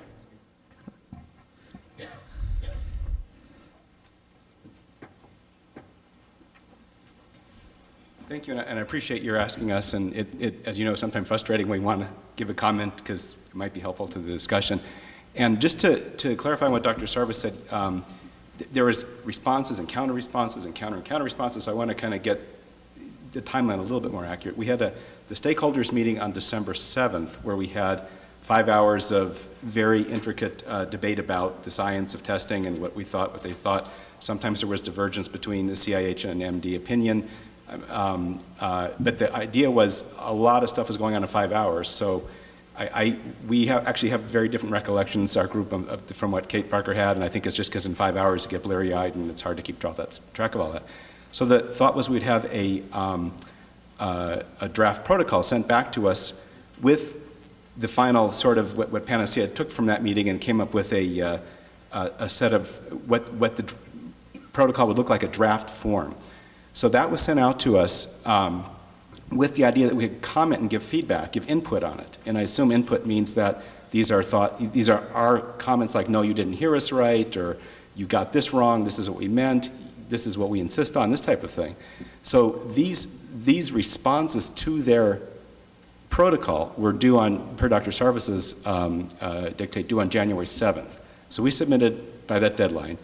And then what Dr. Sarvis sent to me was on Thursday was their responses back to our critique of the draft, if that makes sense. So we're trying to engage in a dialogue basically via comments back and forth, and it's an attempt, I think, to get to what a consensus and understanding about what's the best testing. Certainly, we feel our parent group has the level of expertise that we have a clear role in helping achieve what's best for the children. And I think to ignore us or marginalize us or to see us as somehow a party in conflict that's in some type of like a monetary dispute or land dispute where we want to chart some middle ground, as someone said, is to really miss the point. We're MDs. Dr. Hope sits on the board of the American Academy of Environmental Medicine. She's a national expert. She teaches this stuff, that they're doing. So it's relevant to hear what she says. And she's not doing it for personal gain. None of us we're donating eons of hours for this. This is something that we're putting in because we have a heartfelt concern for our own children, quite frankly, who are in the classes, and for the children at large, as parents. So we really feel we have a role in this. So we ask systemically, what can be done? I think the first thing is just to understand, this was a dialogue going back and forth. Dr. Sarvis did give us their responses to our comments on the protocol only last Friday, whatever the 21st was, and we just found out about this meeting yesterday. We would like to really, I think systemically, not be seeing this as two sides. We want to sit down and hammer out the best science based on the literature, based on science. But to think that we could assemble it, we couldn't even assemble our whole group here tonight. We just found out about this last night. We're missing Professor Butke, who isn't an MD, who is a professor of environmental science. We have a very deep group. Plus, we're reaching out to other colleagues we haven't mentioned to you, PhDs and other MDs and people that we bring a lot of science to this. And we really like Mr. Chow says, we have our children here, and we look at it very literally. Would we feel safe putting our kids here in these rooms or not? So systemically, we're not happy, we're not satisfied, and we don't stop with the idea that, well, this is it. Thank you for your comments, but they don't count, or they're not scientifically, they don't make any matter. They do, and what we said is relevant. So, I think it's helpful to all parties involved if the parent group is assured. Remember, we're the group that brought this to the fore. Until we got involved, Ms. Sumsky, the librarian, was getting sick and on steroids. Kids are being exposed to that air. We're the reason all this has come to the fore. So our goal is to keep moving this forward, and we hear resistance or thinking that we're somehow, I don't know what the accusation is, but there's some hidden accusation that we're sort of the burden. We're what brought this here to this point. We want to keep this moving forward in the right direction. So systemically, you ask what we can do. We think that our comments need to be integrated into how the testing proceeds. We don't consider our comments to be a research protocol. I think we can give you clinical, real-world examples where the health of people has been affected by using the level of intensity of testing that we're recommending beyond the more minimalistic level of testing that stops just with the by-ear testing. Dr. Hope, I think, spoke to that. But again, to make a distinction between CIH and MD, CIHs are experts in the techniques of testing, but as MDs, and particularly Dr. Hope, has the bigger scope of how this interfaces with human health, the health of children, and to ignore that and to just look at the process of the CIH testing in the absence of the context of health is to miss the point. So anyway, I'm answering your question in generalities. In specifics, I think a protocol needs to have our input to make us happy and for us to endorse this going forward. So that's the systemic thing. I think we should sit down. We think these are qualified guys. We like them. I think that our input needs to be part of the protocol, though. And if it raises the price, we're talking about the health of children. We're talking about things like cancer. We're talking about things like behavioral problems. We're talking about immunosuppression. I mean, Linda Sumsky, the librarian, was on systemic steroids and couldn't breathe without an inhaler because our group brought this up. She was taken out of the library after 2 years of this. Excuse me, I'm going to finish about Linda Sumsky's health, please. She was taken out and is off the inhaler and feeling better. So this is real stuff. This isn't some theoretical thing. Okay, thank you very much. Okay. So does that address your question? Okay. Okay. I have some concerns. One is that I feel like there's been maybe a confusion between a stakeholder meeting, which is what I felt I was attending, that was not necessarily the creation of a stakeholder group, which would be an ongoing task force, perhaps, et cetera. I felt like it was a meeting of sort of involved and interested individuals to give input to the consultants on how we wanted them to proceed. I also think that it is very different from, for example, an advisory group, which is tasked to give the board its opinion and to give the board its advice. I'm concerned because I feel like this is an issue, this is very, very different from the kind of process that we typically use when we hire a consultant. I believe in very inclusive processes. I feel this has been inclusive and beyond. I am a little bit, I would have to say, impatient with moving forward. I feel that we have, in fact, in Mr. Shapiro's comments, or right just now, one of the things that concerned me was when you said we gave them a list of what we could accept, gave them a list of what we, how we felt, and we gave them, and this is what we insist on. Well, I'm not sure that it's the purview of individual groups to insist on what our consultants that the district hires should do. I think the board should give the consultants their scope, could give them their job, and it's our responsibility. We are the ones elected to hold that responsibility and that obligation. So I'm concerned that I feel, and I apologize, this is my own personal take on having tried to, I feel, create a sort of collaborative and consultative and sort of, involvement of the parent group and the district. I feel that we have repeatedly seen this, again, my opinion, that a parent group really just wants us to do whatever they want us to do. We continually run up against disagreement, confusion, and complaints if we do anything other than that.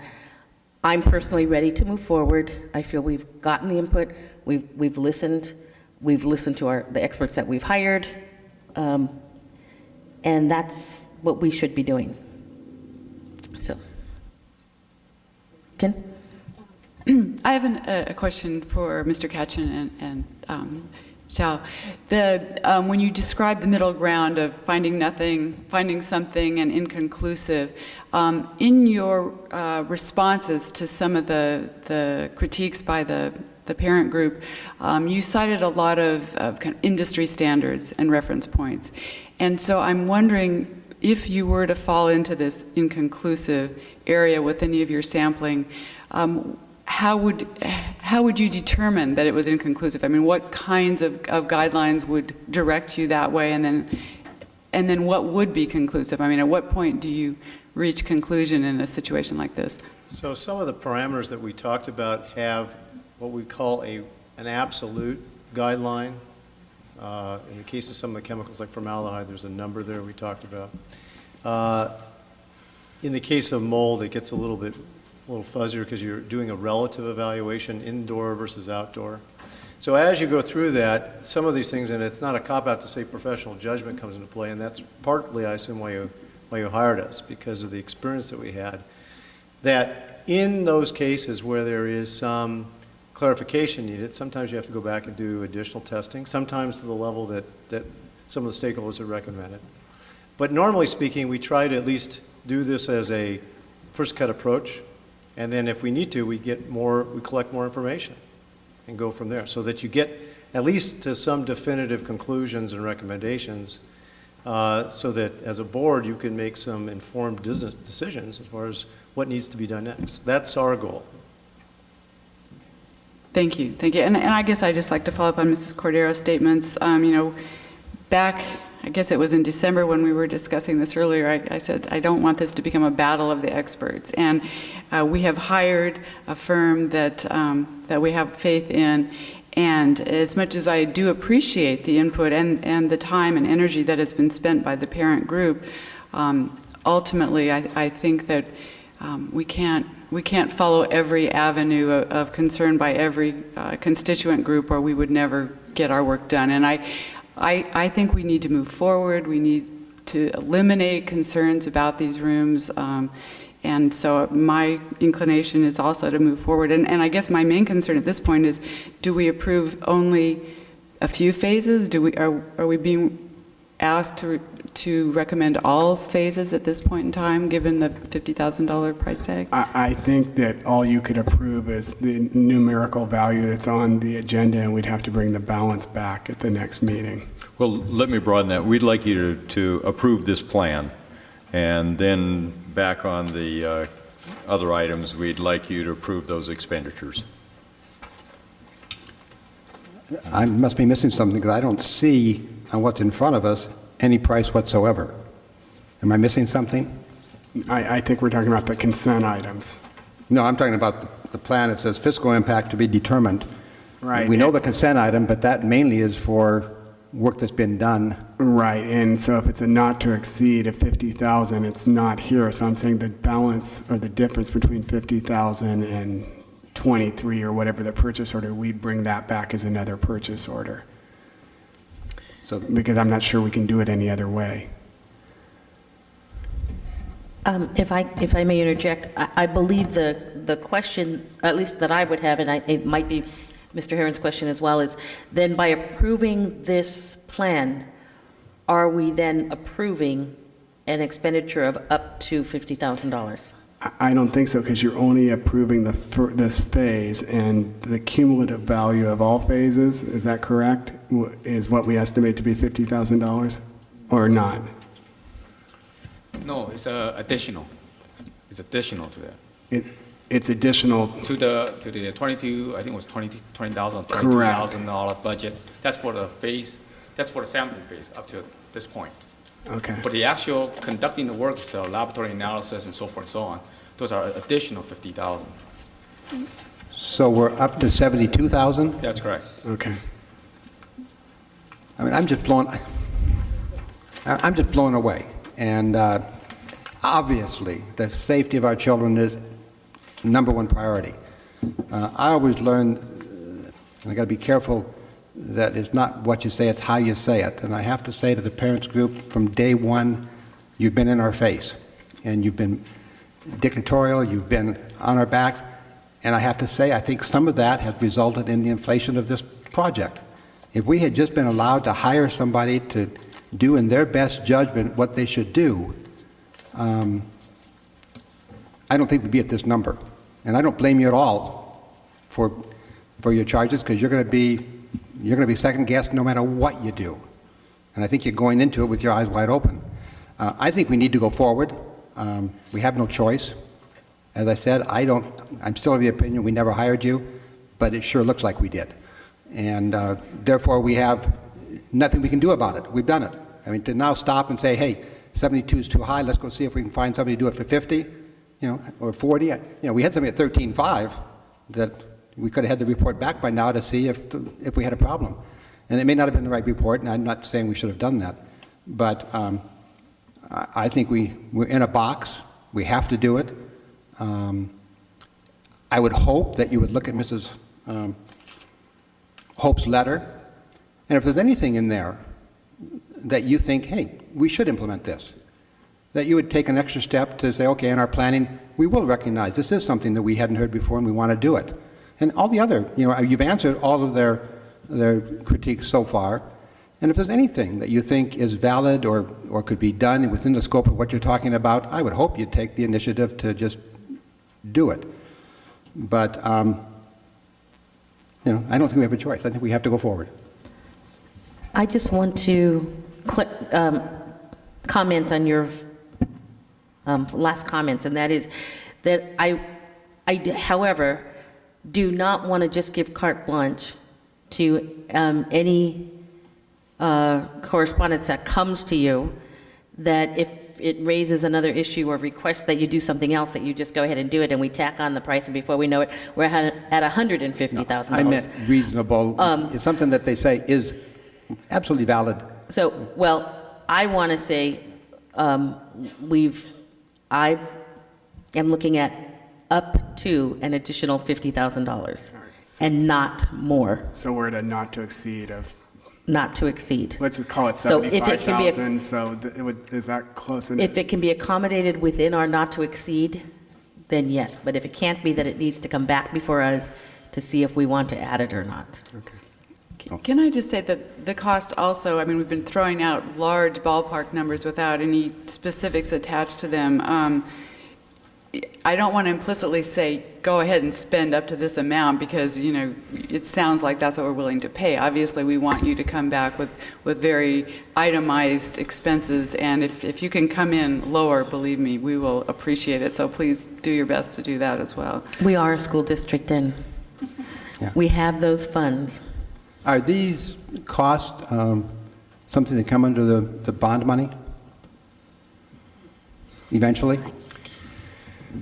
I'll have to investigate that. I don't know right off the top of my head whether we could do anything under the guise of that or not.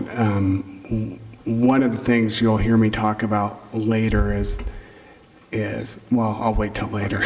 Well, let me say off the top of my head, I would say no. However, the mitigation could very well be affected by bond money. If we need to replace portables, then that would certainly be a bond expense. If we need to replace flooring, that could be a bond expense. If we need to replace heating, air conditioning units, that could be a bond expense. I mean, there could be a number of mitigation remediations here that could be bond expenses for us. Thank you. Well, and a new library at Washington is one of the things on the list. A new library, that's true. Thank you. Okay, are we ready for a motion? I'll move that we approve the revised sampling plan for Panacea, Inc. for indoor air quality testing at Washington Elementary School, with the understanding that the total costs will not exceed $75,000. And in the same motion, I move that we approve the purchase order from item D10 for Panacea and the warrant from item D12 for Panacea. Okay. Could I add that we also approve hiring Panacea to perform this work? I hope you would, thank you. Okay, and, well, all those, or is there a second? Is there? Second, yes. Oh, there is a second, okay. All those in favor say aye. Aye. Opposed? Abstentions? Okay, motion carries 5-0. And with the hope that if it's at all possible, we will come in significantly under $75,000. And thank you very much for your patience and for your work. Thank you. Okay, that brings us to item E5, second reading and approval of the tentative agreement between the Santa Barbara School Districts and the Santa Barbara Teachers Association for the 2010-2011 school year. Well, this looks like Eric Smith night. Last week, the board had a first reading of the proposed tentative agreement between the Santa Barbara School Districts and the Santa Barbara Teachers Association. I think I'll just open it up for questions or comments at this point, and We've seen this before, so we will take, I think we have one public comment on this item. Lane Wheeler?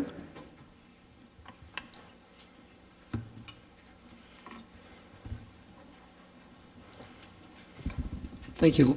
Thank you, Lane Wheeler, President of the Santa Barbara Teacher Association. We would encourage you to vote to support this bargained agreement. Just to call out a couple of factors that I believe you should know, the CSEA portion of this money has already been allocated by the board. Also, there have been positions hired out of this money. The exact numbers up for some debate, but there's obviously folks that have been hired to serve us. The money came at a very late point. We do know that there's a very limited set of circumstances under which it can be used.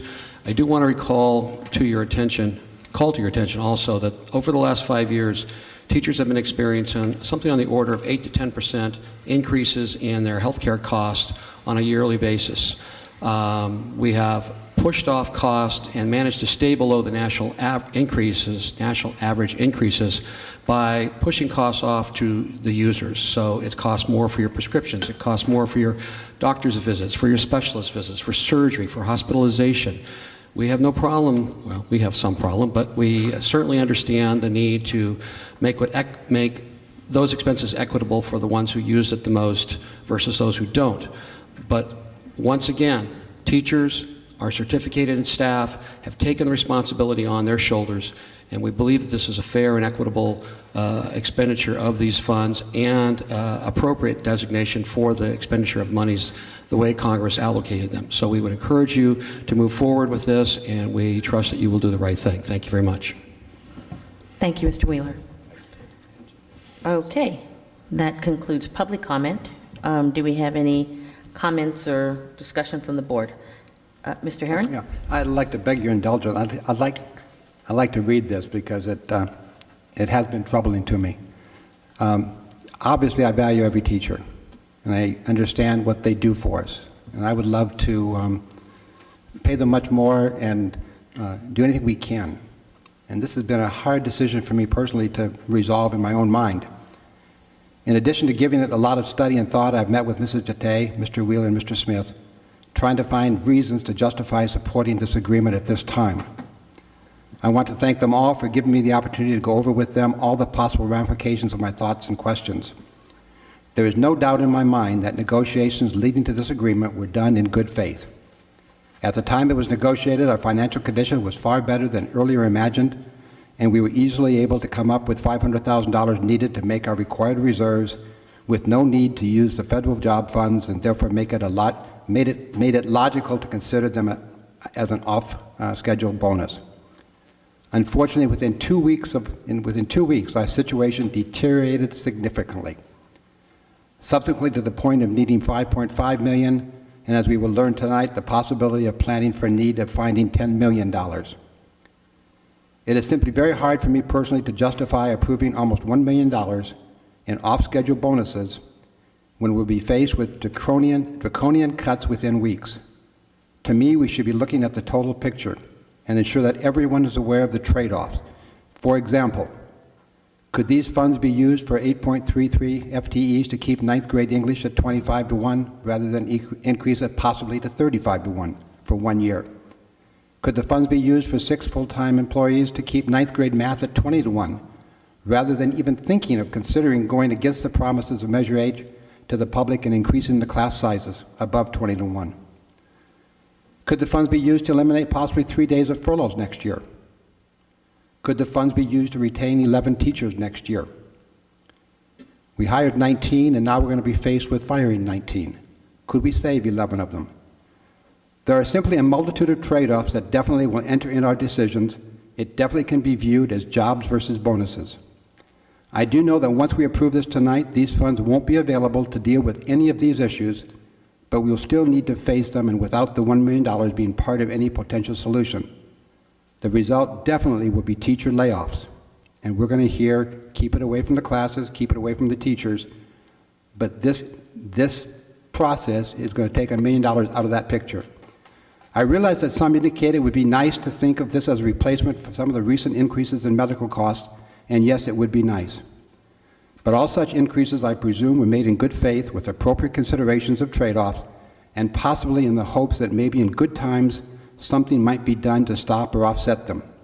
Apparently, this might have been one such opportunity, but unfortunately, the financial situation changed dramatically.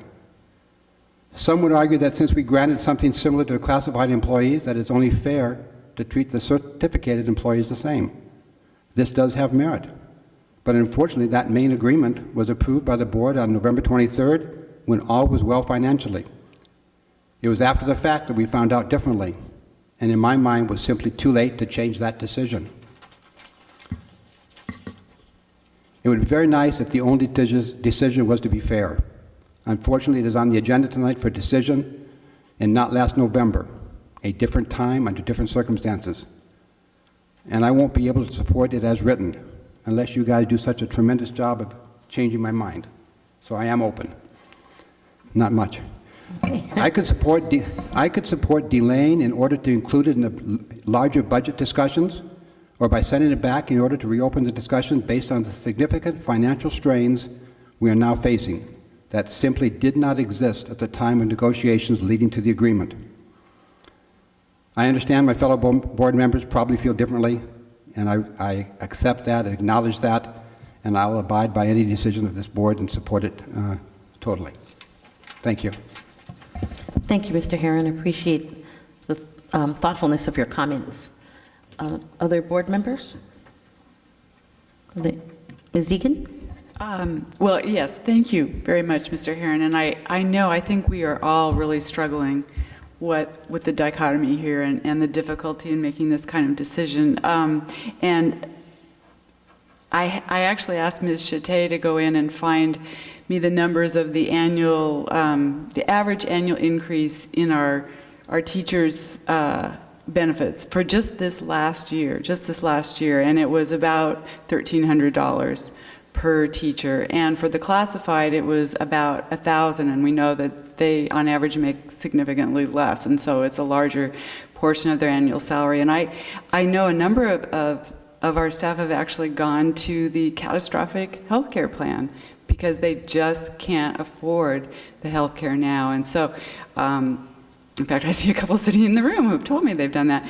So, you know, I know it's difficult to kind of pair these. They are in some ways separate issues, but the end result is that we do ease some of the pain. This is one-time funds, and actually maybe Mr. Smith could address that issue about the fact that this is money that has to be spent now. It is one-time funds. It's not going to really relieve the structural deficit, and we could have done it perhaps differently. And some of your suggestions are really nice suggestions. I feel like we've gone down the path now that we've made this pact with our staff, and so I'm very uncomfortable reeling that back in. But Mr. Smith, would you address this structural deficit piece for us, just for the public's sake? Yeah, there's a couple of things. I mean, one, the funds have to be spent by September 2012, and basically can be used to hire, rehire, or compensate school district employees, with the exception of employees at the district office. I don't know where they got that language, but so in any event, they're restricted in nature. They're not like the ARA funds that we had before, where we could just shift certificated expense over to a place where the unrestricted general fund had been funding positions, and thereby freeing up unrestricted funds that would fall to the reserve.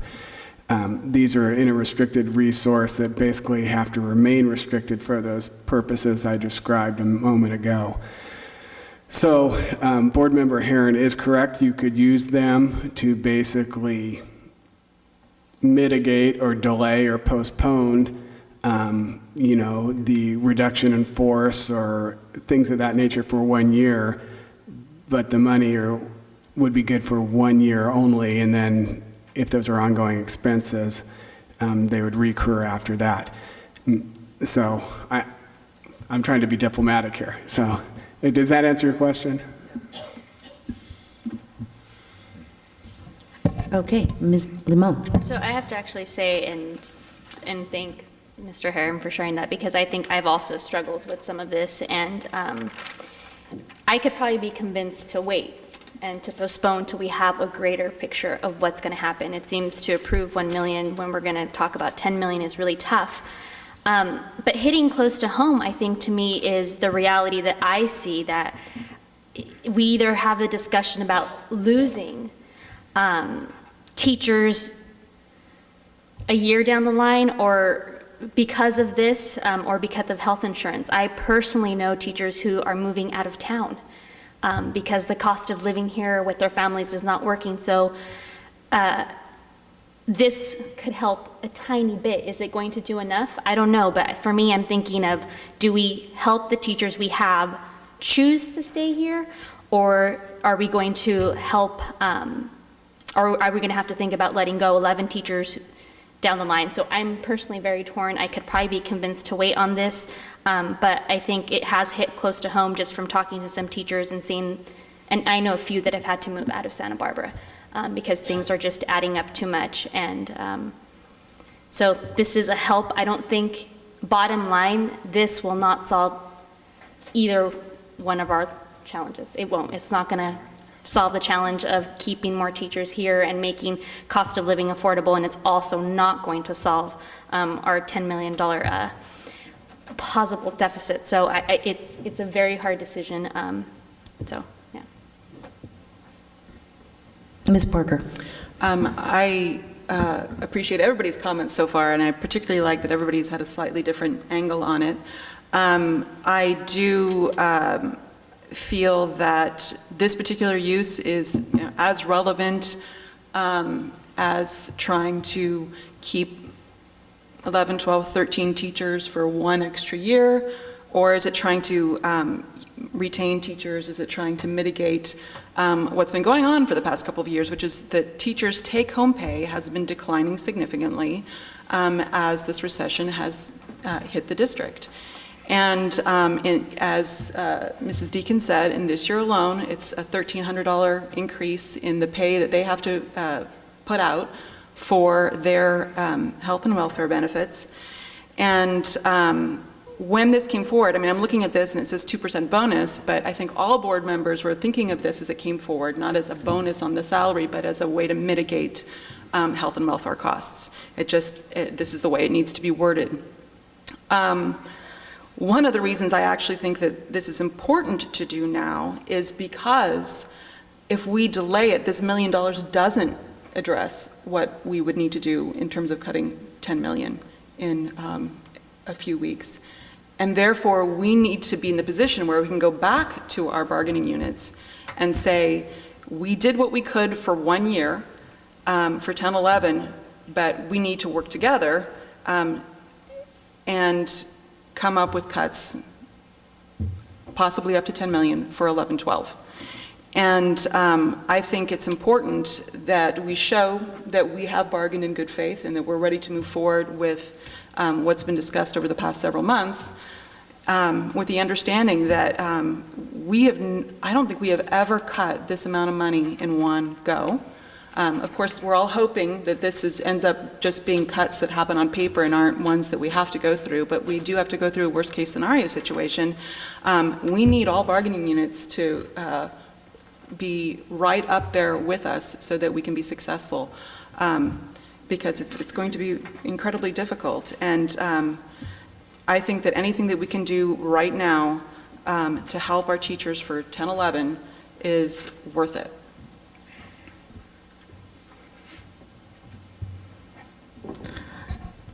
Ms. Deacon? Well, I'm willing to make a motion at this point. Could I make a few comments Yes, before we get sorry. that? Sorry, I didn't realize you were going to make the motion. I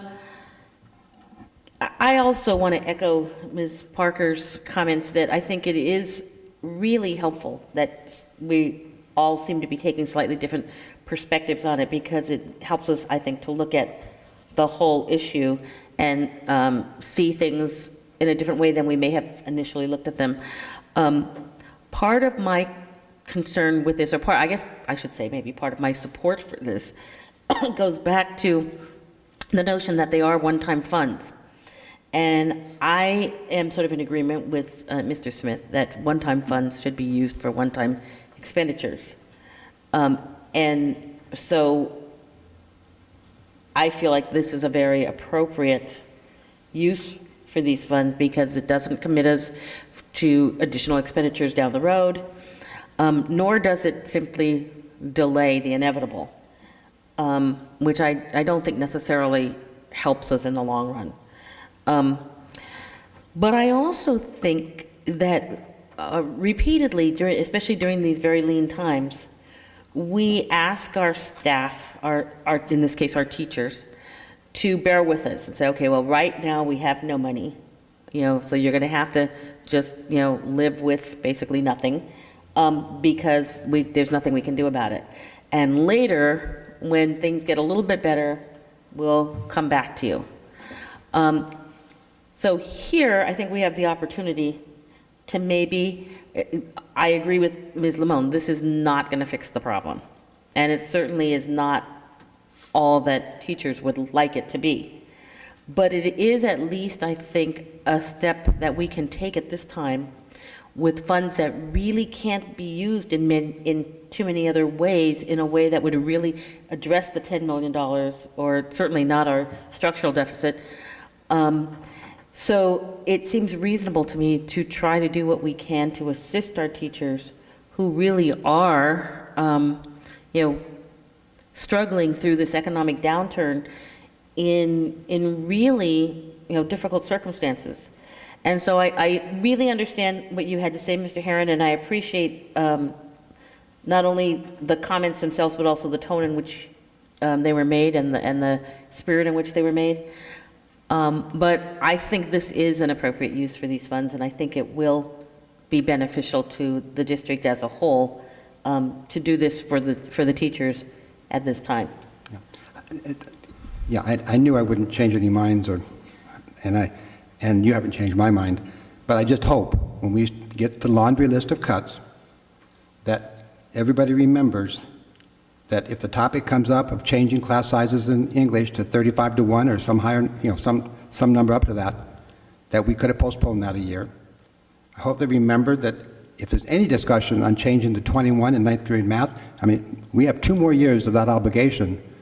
And as far as I'm concerned, if we have to use every penny from Measure H to live up to that promise to the voters, I'll fight for it, but we could have postponed that discussion for a year. If we talk about furloughs, I hope people remember, we could have eliminated 3 days of furloughs from discussion without this decision. And I granted we need to help all the teachers, but the 11 that this could have saved their jobs for a year, they might not think you're helping them too much. Okay. Are we ready to make a motion now? Yes. I will move to approve the tentative agreement between the Santa Barbara School Districts and the Santa Barbara Teachers Association for the 2010-11 school year. Okay. Do I hear a second? I'll second that. Okay. All those in favor say aye. Aye. Opposed? No. Okay. So motion carries 4-1. Okay, with that, we will move on to item E6, the second reading and approval of Assembly Bill 1200, collective bargaining agreement for the Santa Barbara Teachers Association. This is really perfunctory. It's just a collective bargaining disclosure that quantifies the cost to the employer of you agreeing to the tentative agreement. So, do we have any discussion, or are we ready for a motion? I'm actually ready to go ahead and move on this, because I think having done what we just did, we need to do this as well. So I will move to approve the Assembly Bill 1200 collective bargaining agreement for the Santa Barbara Teachers Association. Second? Okay. All those in favor say aye. Aye. Aye. Opposed? Abstentions? Okay, motion carries 5-0. I would like to say that in the spirit of my comments, I said I would support anything this board did, and by approving this, this is a perfunctory thing, and therefore I endorse it, because that's what I said I would do. Thank you, and we appreciate that, Mr. Herron. Okay, item E7, one of our more difficult tasks, approval of board action on student discipline, case numbers 10/11-06, 10/11-08, 10/11-14, 10/11-15, 10/11-16, 10/11-21, and 10/11-22. In case 10/11-06, I move to reject the stipulated agreement and send the case back to the administrative hearing panel. Okay, is there a second for that? Okay. Second. Oh, there is a second. Okay. Is there any discussion on that item?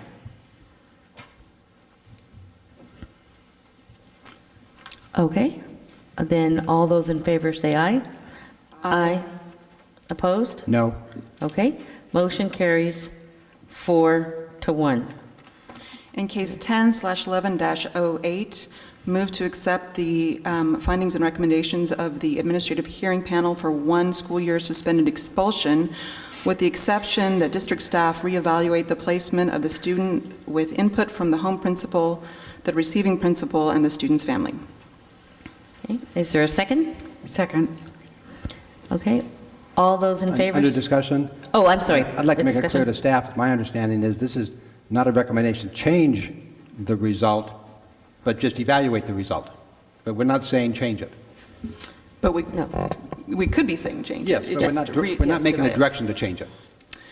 Yes, we're simply saying, look at it, make sure that is the correct placement, and then use your judgment on whether you want to change it or not. Okay. Okay, so, Thank you for that flexibility. Oh, I'll wait for the vote to thank you. okay. So, all those in favor say aye. Aye. Opposed? Okay. Motion carries 5-0. In case 10/11-14, move to approve the findings and recommendation of the hearing panel for 1 school year expulsion. Second. Okay, any discussion on this one? Okay, all those in favor say aye. Aye. Opposed? Motion carries 5-0. In case 10/11-15, move to approve the findings and recommendations of the hearing panel for 1 calendar year expulsion with the listed modification. Second. Okay, any discussion on this item? All those in favor say aye. Aye. Aye. Opposed? Okay, motion carries 5-0. In case 10/11-16, move to approve the findings and recommendations of the hearing panel for 1 school year expulsion. Second. Okay, any discussion? All those in favor say aye. Aye. Any opposed? Okay, motion carries 5-0. In case 10/11-21, move to accept the stipulated agreement for an expulsion. Second. Okay, any discussion? Was that expulsion for 1 school year? Yes. Thank you. Okay. All those in favor say aye. Aye. Opposed? Okay, motion carries 5-0. In case 10/11-22, move to accept the stipulated agreement for 1 school year expulsion. Second. Okay, any discussion? All those in favor say aye. Aye. Aye. Any opposed? Motion carries 5-0. Okay. That brings us to our break, and we're just about 20 minutes behind. So perhaps rather than taking a 15-minute break, let's shoot for a 10-minute break and try to make up a little bit of that time at least. Okay?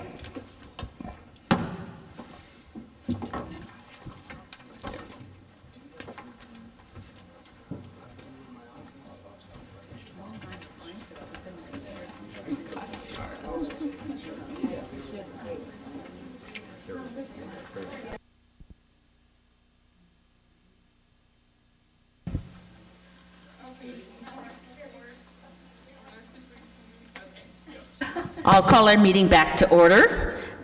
We will take up the conference agenda. We will start with item F1, special education update on assistive technology, and we have Dr. Carrie Mills at our podium. Good evening. Is this on? You have fans in the audience. Is this on? Yes? Okay.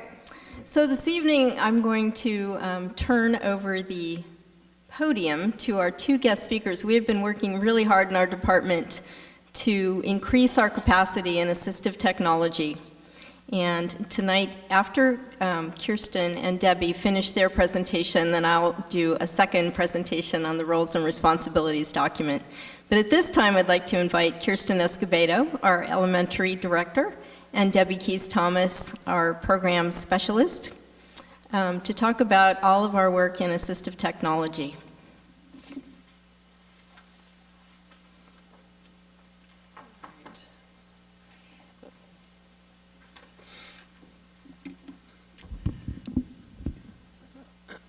Good evening, everyone. I wanted to start us off tonight with a couple of definitions to help build a common understanding of what we're talking about. And the first definition is, what is an assistive technology device? The term assistive technology device means any item, piece of equipment, or product system, whether acquired commercially off the shelf, modified or customized, that is used to increase, maintain, or improve functional capabilities of a child with a disability. The second term I'd like us to keep in the forefront as we're discussing this tonight is assistive technology service. The term assistive technology service means any service that directly assists a child with a disability in the selection, acquisition, or use of an assistive technology device. So why assistive technology? Because we are required to provide students with disabilities access to the core curriculum in the least restrictive environment. And that means different things for different students. And consideration of assistive technology often will help that child have greater access to the core curriculum than they might without that support as part of their IEP. A second reason is preparation for the world of work. We all know how much technology affects all of our lives, and increasingly so every day. And I think we have an ethical and a moral responsibility to expose and teach our children how to use those devices to help them be successful and prepare them for whatever job they might choose to take after finishing school. And then finally, because it's required by IDEA. And I'm going to talk a little bit more about specifically what IDEA requires related to assistive technology. As any other service that we might provide a child, we have a systematic way of approaching it. We look at the child's present levels of performance based on data that we have, and that data comes from formal and informal assessments. And then we take that data and we talk about what the child's needs are. After we've decided on those needs, we develop goals, and we agree on those goals as a team. And then we are required to ask ourselves, how can we best help the child achieve these goals? What services and supports can we provide? And like we would consider resource services or SDC services or speech services, we're required to also consider assistive technology.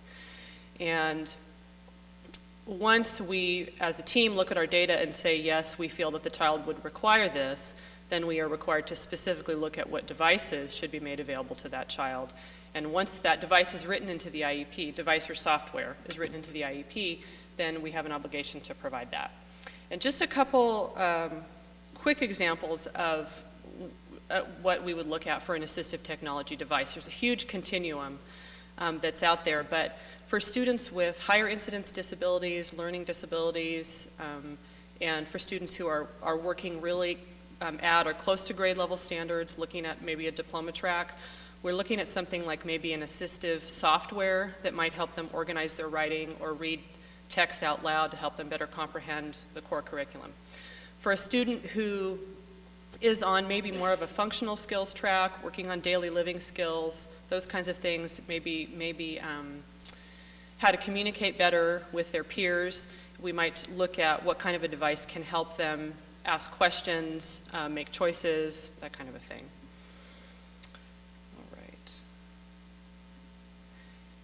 So currently, what does our assistive technology support look like in Santa Barbara School District? We have for many years been contracting with the County Education Office with a woman who does assessments.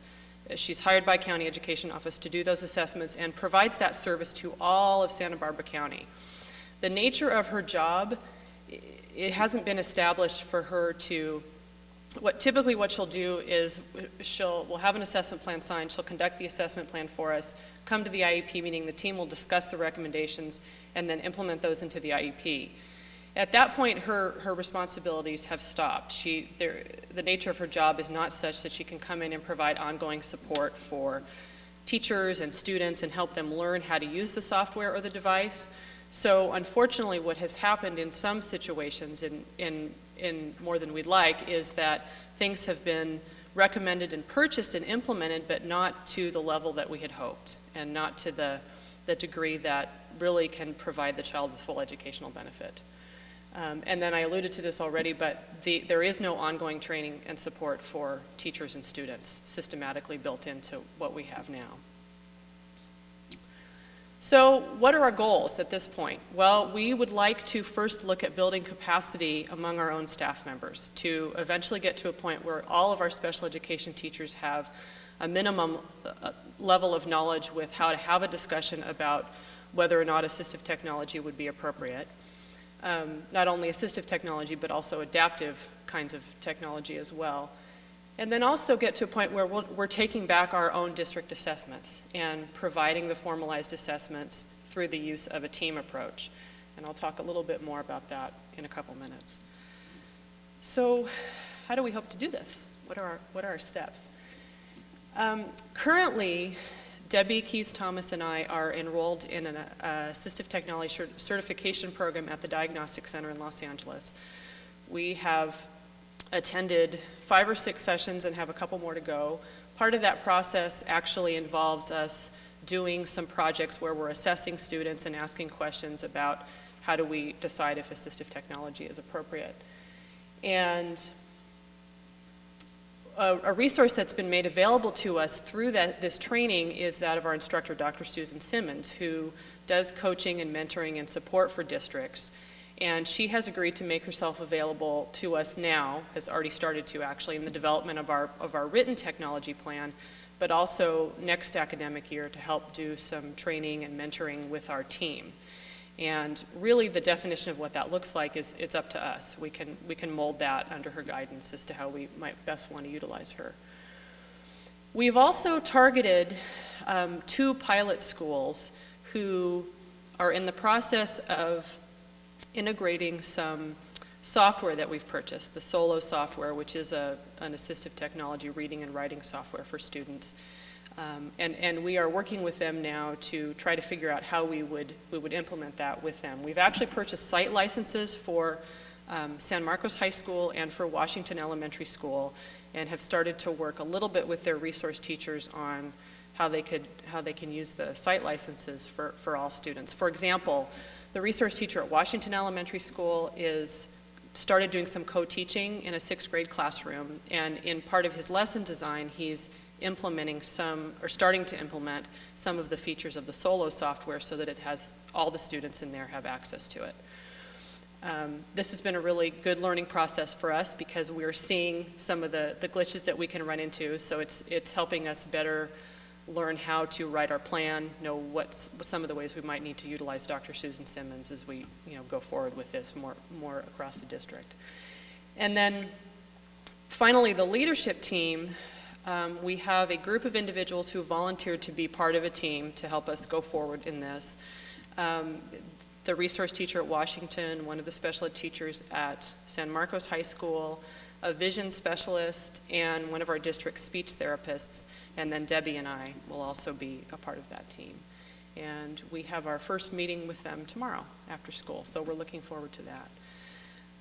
I'm going to let Debbie talk with you a little bit about a training opportunity that she had earlier this fall. I'm Debbie Keys-Thomas, Program Specialist for the district.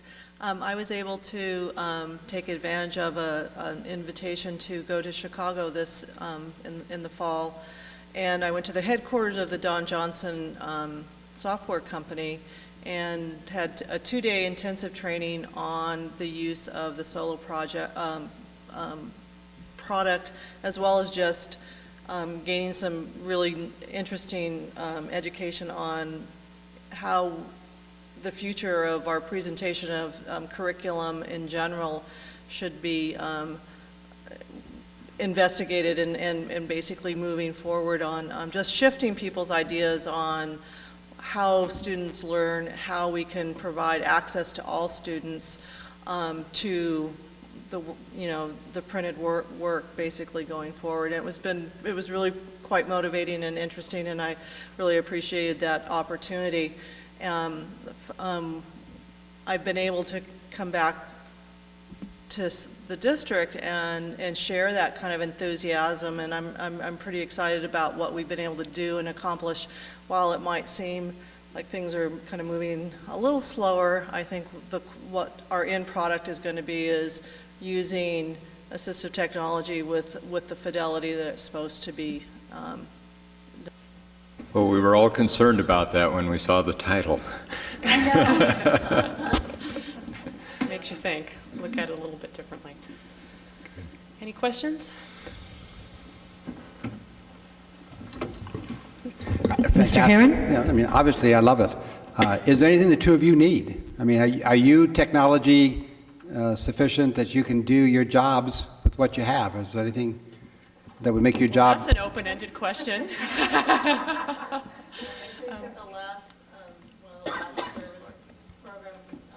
Mike, use the mic.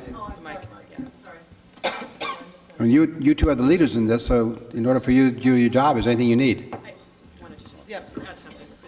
I think tomorrow after we meet with the leadership team and as we start to more specifically define our technology plan and start to see where things are working and things maybe we have glitches come up that we weren't aware of, at that point we may come back and be able to give you more specific answers to that question. As jokingly at our meeting that we were at, we know that there's a little more money left over, and of course I said, we'll take it all. So always there's things we need to be able to implement, but I think we don't want to make the mistake of putting the cart before the horse. So that I think that moving slowly with what we have right now is about all we can kind of handle. We want to do a good job, and we want to do it with fidelity, so small steps. Mrs. Deacon? Watching that video reminded me that when I used to take my journalism students to competitions, there was a time when you couldn't use a spell checker during your writing competition. Of course, we know spell checkers don't always catch every word, but things sure have come a long way since then. Thank you so much. You know, when I look at this concept of the leadership team, and I think where we were a couple of years ago with special education, and now we've got really innovative staff who are advocates, who are coming to us with ideas and initiatives. With Carrie's direction, we've come a long way, and this is really exciting. And you didn't talk a lot about taking it over and doing it ourselves and the cost that we will save as a result of that as well. And Carrie might want to address that, but that's always a part of the package as well. The solo program that they were describing is really nice in that it allows you to differentiate. And I think at the meeting last week you were saying that it's used in the Gen Ed classroom, and so this is a great way to do inclusion, is with this kind of technology. And so it brings together so many strands, and I just really appreciate what you're doing. And I'm really excited about moving forward and the fact that you're doing it in a very thoughtful way and not just rushing ahead, but making sure each step builds upon the next step. Mrs. Parker? Thank you, and I appreciate, obviously, that with assistive technology, it's a huge range. I assume that includes something like sound amplification if you have a student that's hard of hearing, visual aids if you have a student that is visually impaired. But I really wanted to ask a little bit more about the solo program that there are references to, because I don't know exactly what it does and how is it used by all students in a classroom as opposed to just students with special needs.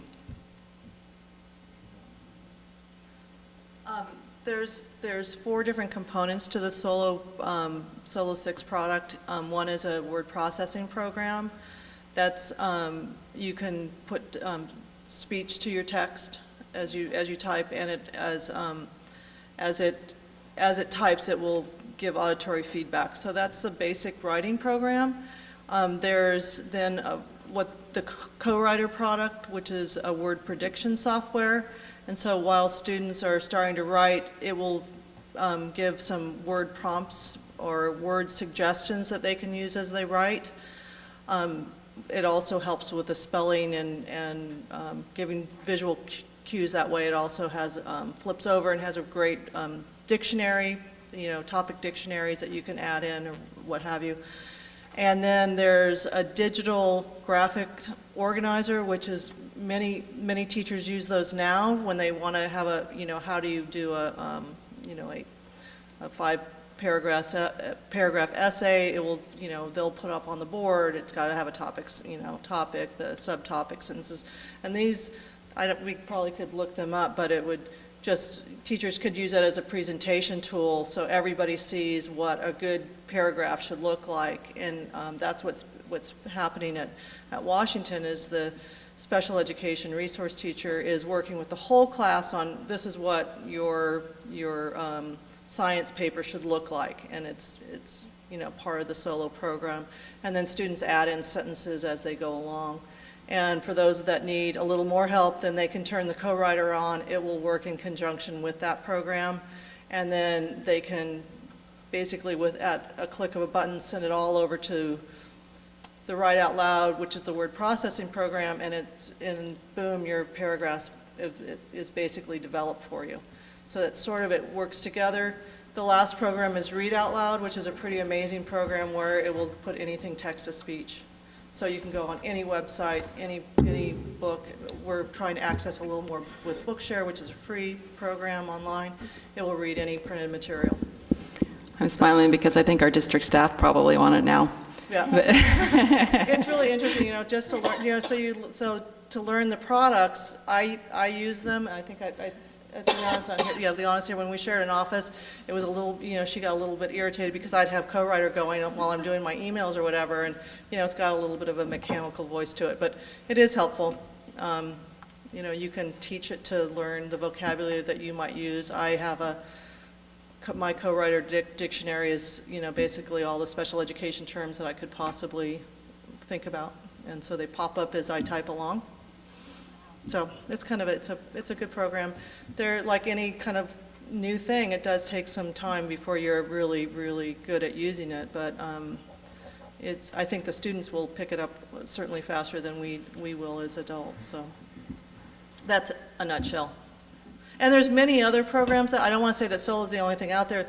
Many of the programs that we have or have access to, there's several different kinds. We just sort of kind of felt, I've been using Don Johnson's products in my classroom at San Marcos for probably 10 years, if not longer. We originally, as a district, had co-writer and Write Out Loud as a district license, but we didn't really know how to implement it. So that's why we're sort of familiar with that product. So that's why we went that way. All right, well, thank you very much. Do we have any additional questions? Okay. Hey, Dr. Mills, did you have more to add to that? Yes, I have to put the microphone down again. Yes, I just add a little bit. This is just the beginning of the foundation that we wanted to share with you tonight. We're really excited on going forward with our plans. And I do plan to talk about this at our upcoming Special Ed Parent Advisory Committee and planning to expand it somewhat into that group. So I'll be coming back and giving you updates about that process as well. But this is just the beginning, and we'll keep you updated. Well, thank you. It sounds very exciting, and thank you, Ms. Escobedo and Ms. Keith Thomas, for your presentations as well. The video was quite interesting, and as I teach at Santa Barbara City College, I have a lot of students who have accommodations who take my classes, and I was thinking I might like to have some of those. So thank you, and we'll look forward to hearing more. Great. Thank you. So now I'm going to go over the next part, which is the roles and responsibilities document, which is not nearly as exciting, but nonetheless. So this document was generated as part of our action plan. And so it was mentioned in Action Plan FCMAT Goal 4, Effective Organizational Structure. It actually covers 9. It lists 9 FCMAT Action Plan goals. And so this is one of those documents that we were asked to generate, purpose being that it's meant to answer questions, like who do you call for these various issues? So it's sort of a roadmap as to what each of us do and what the issue is that you could call to contact that person if you had a question in that area. So that's kind of the purpose of the document. So I think it's self-explanatory, so I'll just entertain questions. Okay. And just for the general public, we have now moved to item F2. Do board members have any questions or Comments for Dr. Mills? Ms. Limon? I'm guessing this is a yes, but I want to make sure that this will also be translated into Spanish. Yes. And This is a draft right now. I'm still taking input. I should mention Lane Wheeler has reviewed it and given me his suggestions. I went over it at the principals meeting today, and they have given me some suggestions and will give me additional suggestions. And I'm still taking feedback, so it's a draft document. When it's final, it definitely will be translated. Thank you. And then one more piece. As a draft, something that I was thinking, oh, what would be really useful is if either an addendum to this was contact names and phone numbers, because now that it's outlined, it would be really useful to know, well, who's the right entity? Sure. You mean on this document as opposed to a separate document? Either. I think either something that's attached to this document or either right below currently Dr. Carrie Mills or. Okay. I think that would be helpful for parents. Sure. Okay, thanks. Good suggestion. Okay, I think we have public comment on this item. So we may have additional questions for you, Dr. Mills. So we'll take our public comment now. Okay. We have Lane Wheeler, followed by Lourdes Uribe and Jorge Uribe.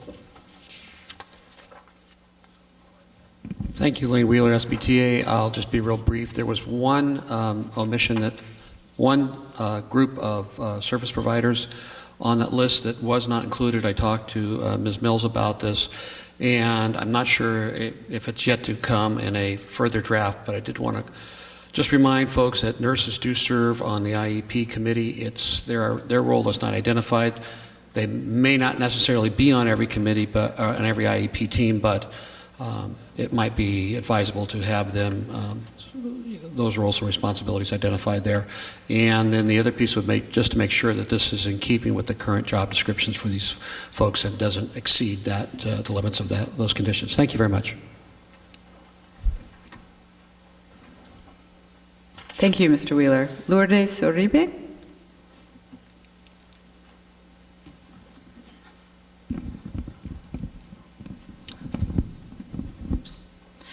I don't want to be here alone, so I'm calling my husband.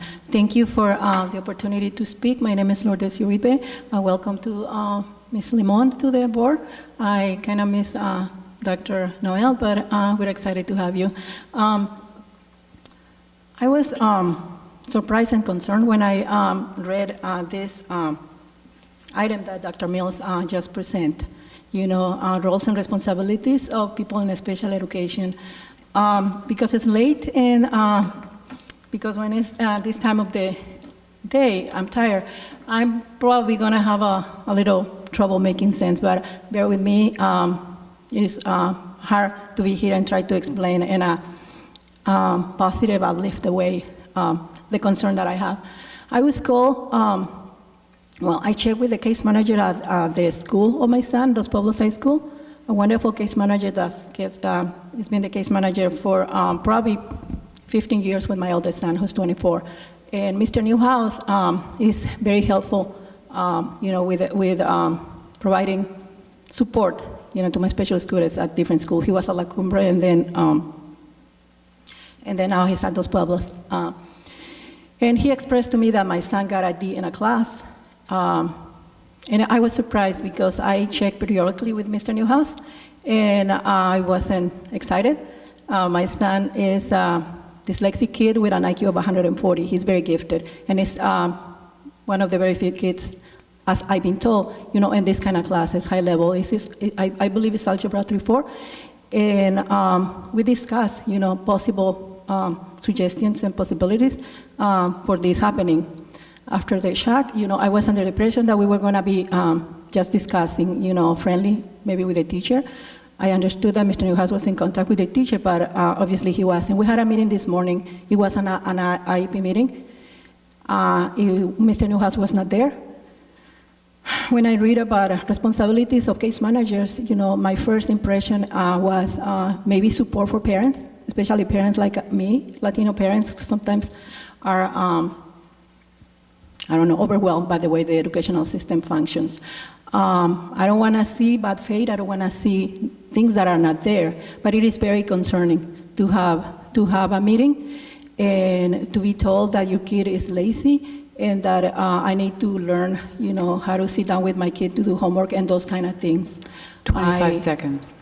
I like to get some support because the meeting, whatever it's called, IEP or regular meeting or friendly meeting, was not friendly at all.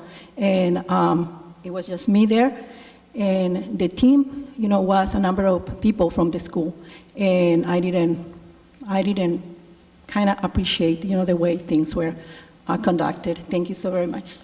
Thank you, Mrs. Uribe. And Jorge Uribe? Hi, thank you. My name is Jorge Uribe. And, just like my wife, we're a little concerned about, like it says here, the responsibilities of the people involved in our son's educations.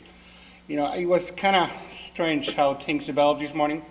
I had talked to Mr. Newhouse yesterday, after school, and he said, oh yeah, we'll be there, I'll be there in the morning for the IEP. It was supposed to be an IEP. So when we get to the school this morning, there's no Mr. Newhouse. They told us that he called in late last night, saying that he was sick, sort of like a lame excuse or something, I don't know. And then the assistant principal said it was not an actual IEP, it was just a conversation between parents and teachers and administrators as to how to help our son. But the way that we saw things, it was a little more, it wasn't like a friendly conversation. It was more like a put down on our son, calling our son being lazy, not being able to do his work, and which we don't think that's the case.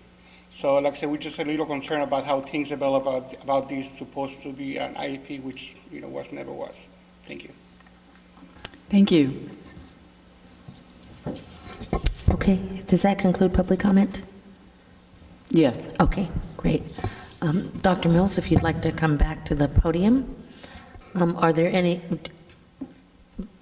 you completed your report, correct? Yes. Okay.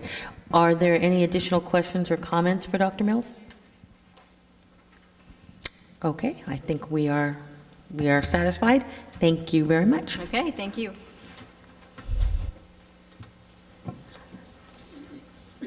Okay,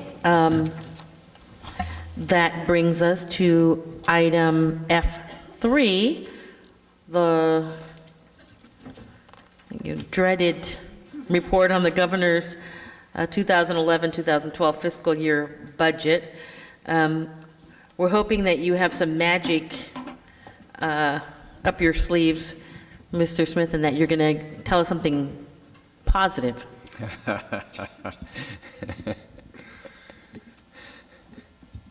I guess the most positive is what we don't know.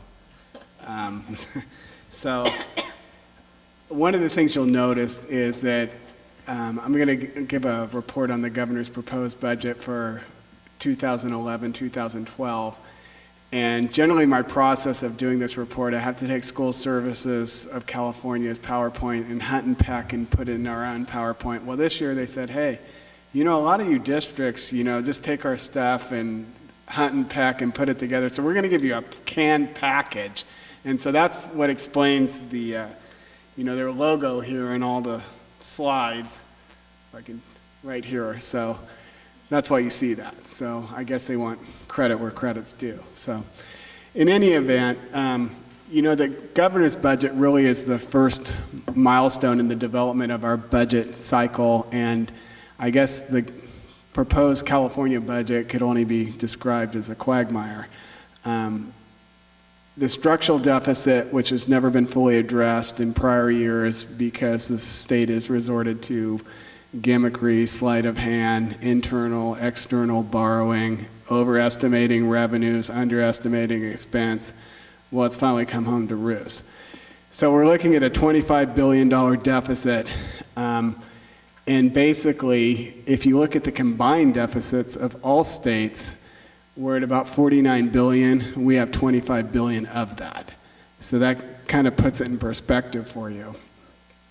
Even though the Great Recession was officially declared over in June of 2009, we still haven't seen a strong economic recovery in California.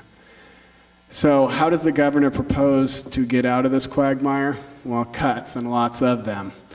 Although he acknowledged that K-12 education has taken the majority of the hits over the last 3 years, in the event some of his proposals don't fly, we're going to have to be positioned to take more, and that'll kind of lead into our discussion later tonight. He's also looking at a total realignment of service delivery, shifting a number of things from the state level to cities and counties, a continuation of taxes, and we'll talk a little bit about the temporary tax extension proposal, and he basically has two plans. If the taxes are extended, the cuts are budgeted as in January. I mean, we'd be flat funded, which is not truly flat funded, as I will describe in a minute. And if the taxes are not extended, an estimated additional $9 billion in cuts would be needed, including cuts to education. I thought was interesting, you're going to hear a lot about the June proposal, which would take the form of a constitutional amendment to extend the temporary taxes. Actually, one of those is a percentage point increase, and that's actually a 0.25 percentage point increase in each of the personal income tax, the marginal rates for personal income tax, and you can see that all of these are for 5 years. An extension of personal income dependent credit, it would have gone to 309, now it's at 99, or vice versa, I should say. An extension of the 1% sales tax. So basically the state's share would be 6%, and then the vehicle license fee, which I think you remember that was Schwarzenegger's first act, was to rescind all that, and we've never lived it down. A couple of things that are good news. Somebody asked if there was any good, no mid-year cuts. Under the governor's proposal, there's no proposal to suspend Prop 98. However, if the temporary taxes in June are not extended, Proposition 98 drops by $2.3 billion, and that's significant because these numbers that I'm going to show you later, in terms of a per ADA cut, potentially go out the window if that occurs, and that's because the floor on Prop 98 would be reduced. We talked about if it doesn't happen, another $6 billion in solutions would be needed.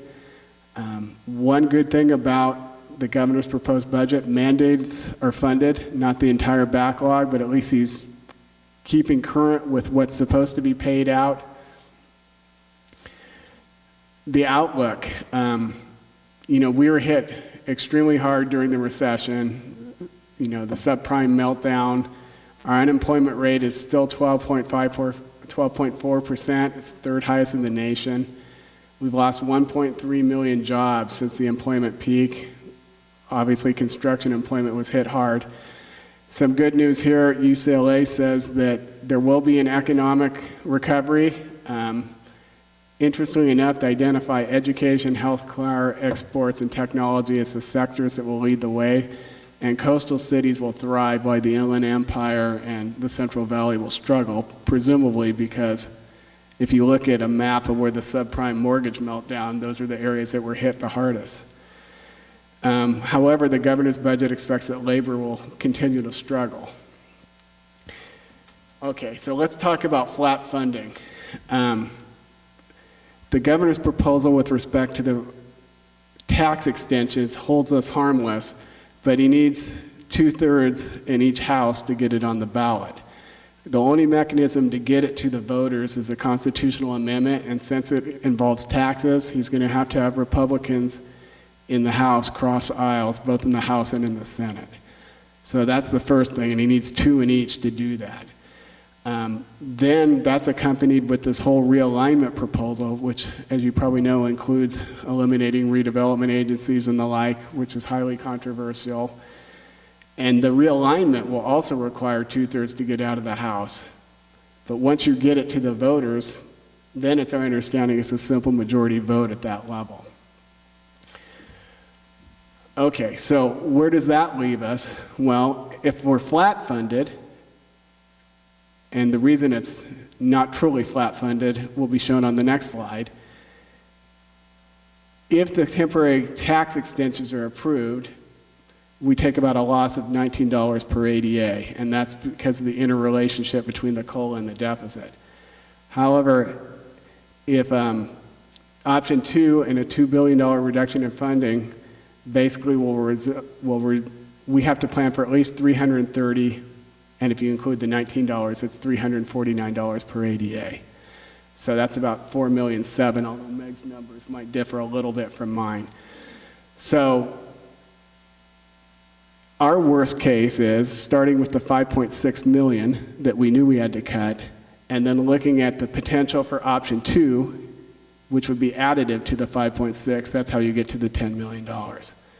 Okay, now remember I said what happens if the Prop 98 floor is decreased? Well, you have some people out there saying, well, it could be $600 to $1,000 per ADA, but I don't think that's going to actually occur. I think what will happen then is that the political will be to gimmick and to basically resort to the tricks they've used in the past, because to do anything else will be catastrophic for the lion's share of school districts throughout the state of California. Industry standard right now is to basically plan for this number, and that's what we're going to do. And since it's cumulative in connection with our $5.6 million figure, that's how we arrive at the $10 million. This is an interesting chart because it shows you over the last 4 years who took the cuts. And you can see when you look at who took the cuts on a percentage basis, we took the cuts. And a lot of that has to do with is when the governors proposed budgets in the past, a lot of them were predicated on getting, cuts or concessions from different sectors of government, where K-12 education, they said, cut this amount. And what did we do? We cut it. So that's why we're being spared in his initial proposal, because he recognizes that we have taken the lion's share of cuts. But if things go south, we're all going to be in a big mess. This is what I was talking about with regard to the flat funding. Under the governor's proposal, what happens is the deficit, the COLA is funded, but the deficit increases in order to offset it, but it's not a dollar for dollar offset. We actually end up losing out at about $19 per ADA, and that's how we get the 19 on top of the 330 that gets us to the 349.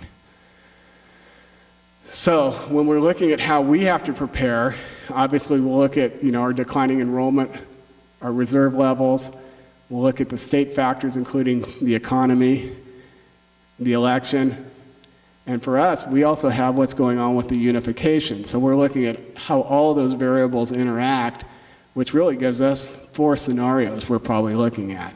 And I think Meg has, do you have that on a spreadsheet looking at that? Yeah. So when we look at our clarifying assumptions, we look at how much revenue, whether unification gets done on a timely basis, what the electorate does to us, and then we look at our expenditures and whether there's changes there. So I think what I'm going to do is have Meg kind of simulate the 4 different scenarios. Yeah, okay, she has 3. You could guess the 4th. So let's take a look at that.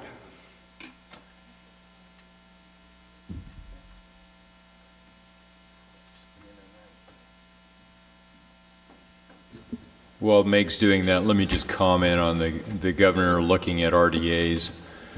I know that this is controversial, and it's controversial because cities use those funds for all manner of things. And when you look at the list of our city's use of our downtown RDA money, it's incredible to see how varied that has been. And they clearly have plans in place to continue using it for all manner of things. That doesn't really address the $6 million that the RDA took from our elementary district. It actually addresses whether RDAs in blocking the flow of taxes, normal property taxes to school districts, then demands that the state make that up. And what the state is looking at is that if that money could flow to school districts, then the state wouldn't have to come up with as much money. And that's just a huge economic issue. It'll be interesting to see where that one goes. I think the other thing that's important, I was asking some people in the public sector finance arena about, what's going to happen with these RDAs that have issued redevelopment bonds. They've actually issued debt that's secured by tax increment financing, and they're saying, well, they're going to be grandfathered is how they're going to get around this. And I said, well, what's going to happen to school districts that had tax increment deals where they were receiving revenue streams and went out and issued their own debt backed by that, whether it be a certificate of participation or whatever the case may be. And his response was, and this is true, COPs are ultimately backed by your unrestricted general fund. You choose to pay the debt with some other financing source. So I'm not sure they're going to be afforded the same protection. So you could have a whole host of school districts that have issued debts and then thinking they can service the debt with redevelopment funds, and that'll be folded back into their unrestricted general fund as a debt service payment. But, Ms. Cordero, if I may, I'm just sorry, on Ms. that, Parker. since we're on that topic, I want to be clear that we don't have any We don't. COPs, and we get, the most minimal amount of money back from any of the RDAs that we affect our elementary and our secondary district. We get a tiny stream from, in the secondary district from both the Goleta and, I can't remember, it's the other county, Isla Vista. Isla Vista project. We do some pay-as-you-go type stuff, and we get nothing from the Santa Barbara City.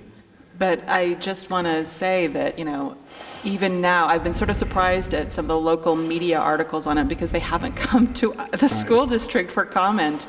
And it has immediate and direct effects right now on our elementary district and really on our secondary district too, because it would be basic aid if there were no RDA at this point. And I know that will change as we go back with a higher revenue limit and Right. we go back to being a revenue limit district. But if our own property taxes aren't paying for it, then the entire state's worth of taxpayers are backfilling money from the RDA. That's correct. And there's just this sense of this is magic money.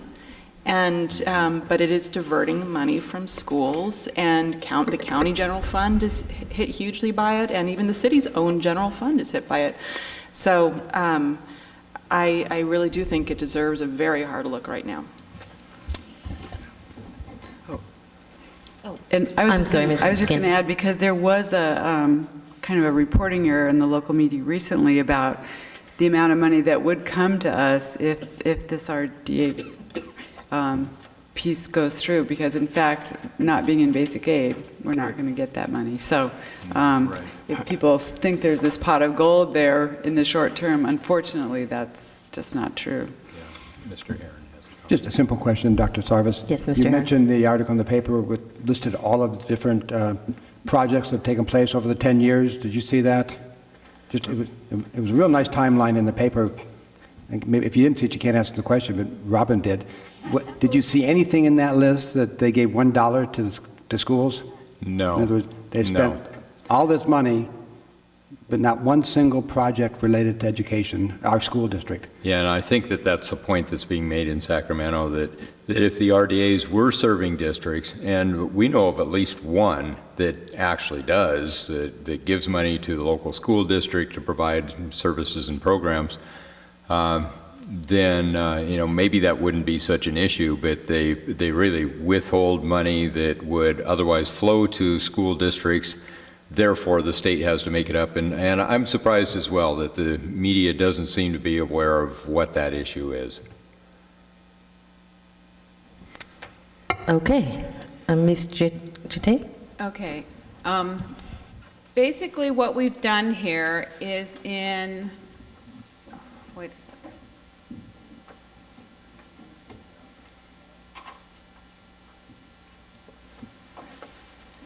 Basically, what I've done here is I've made the multi-year projection as simplistic as possible. One, to get it all on the same viewing place, but also to, not bog down in all the other stuff that goes with it, the certificated salaries, the classified, and all the expenditures and things.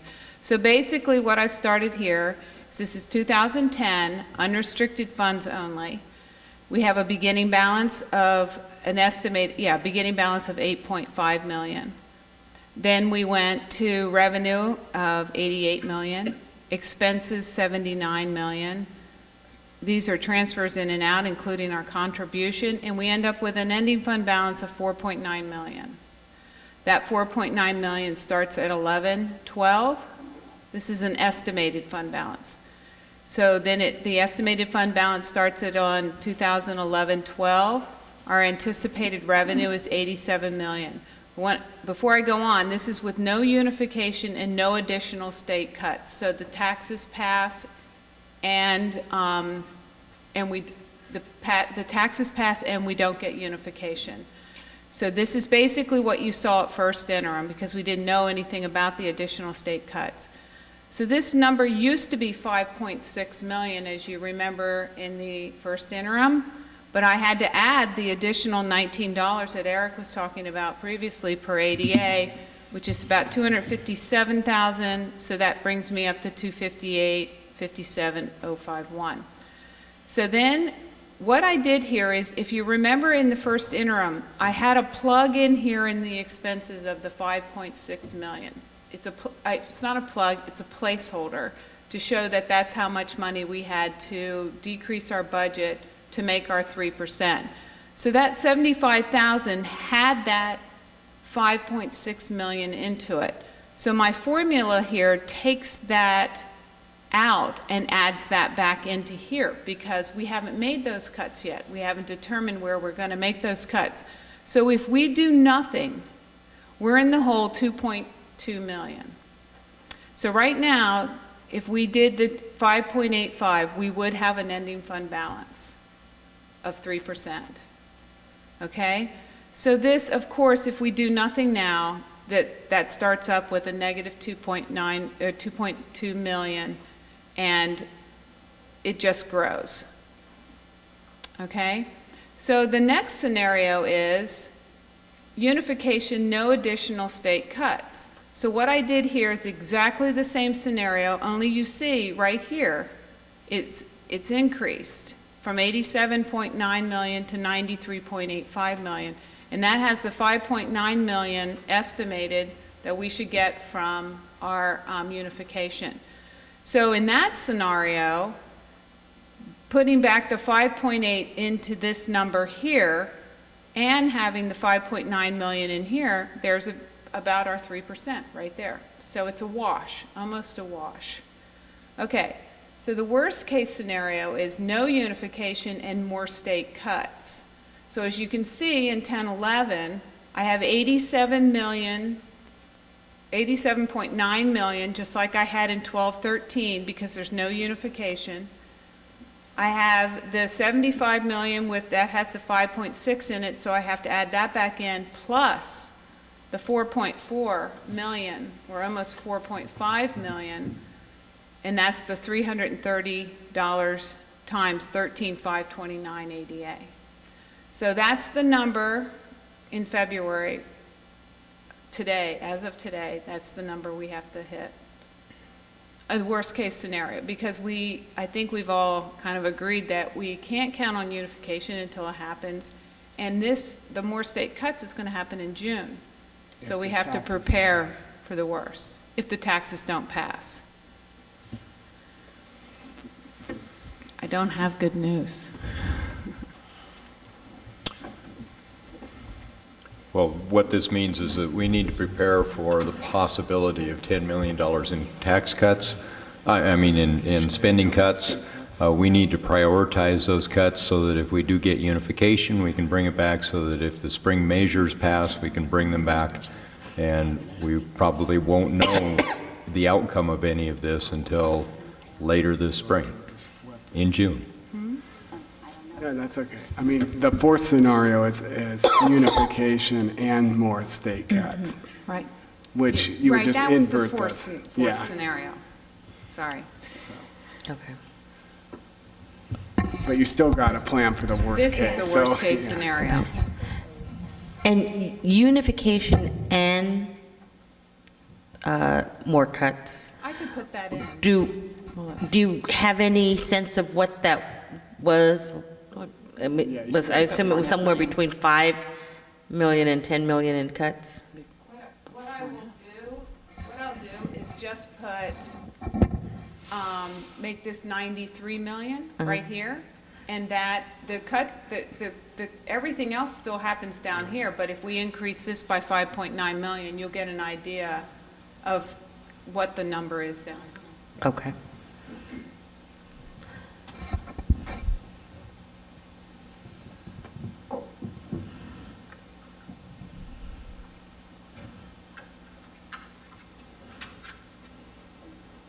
there's, we still will have the 4.46 million to cut, but that 5.6 million or that 5.8 million is offset by the 5.9 that's in the unification. So it's 4.5. 4.5.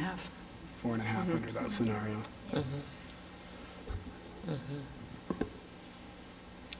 But we'll expand that spreadsheet to get the 4 scenario.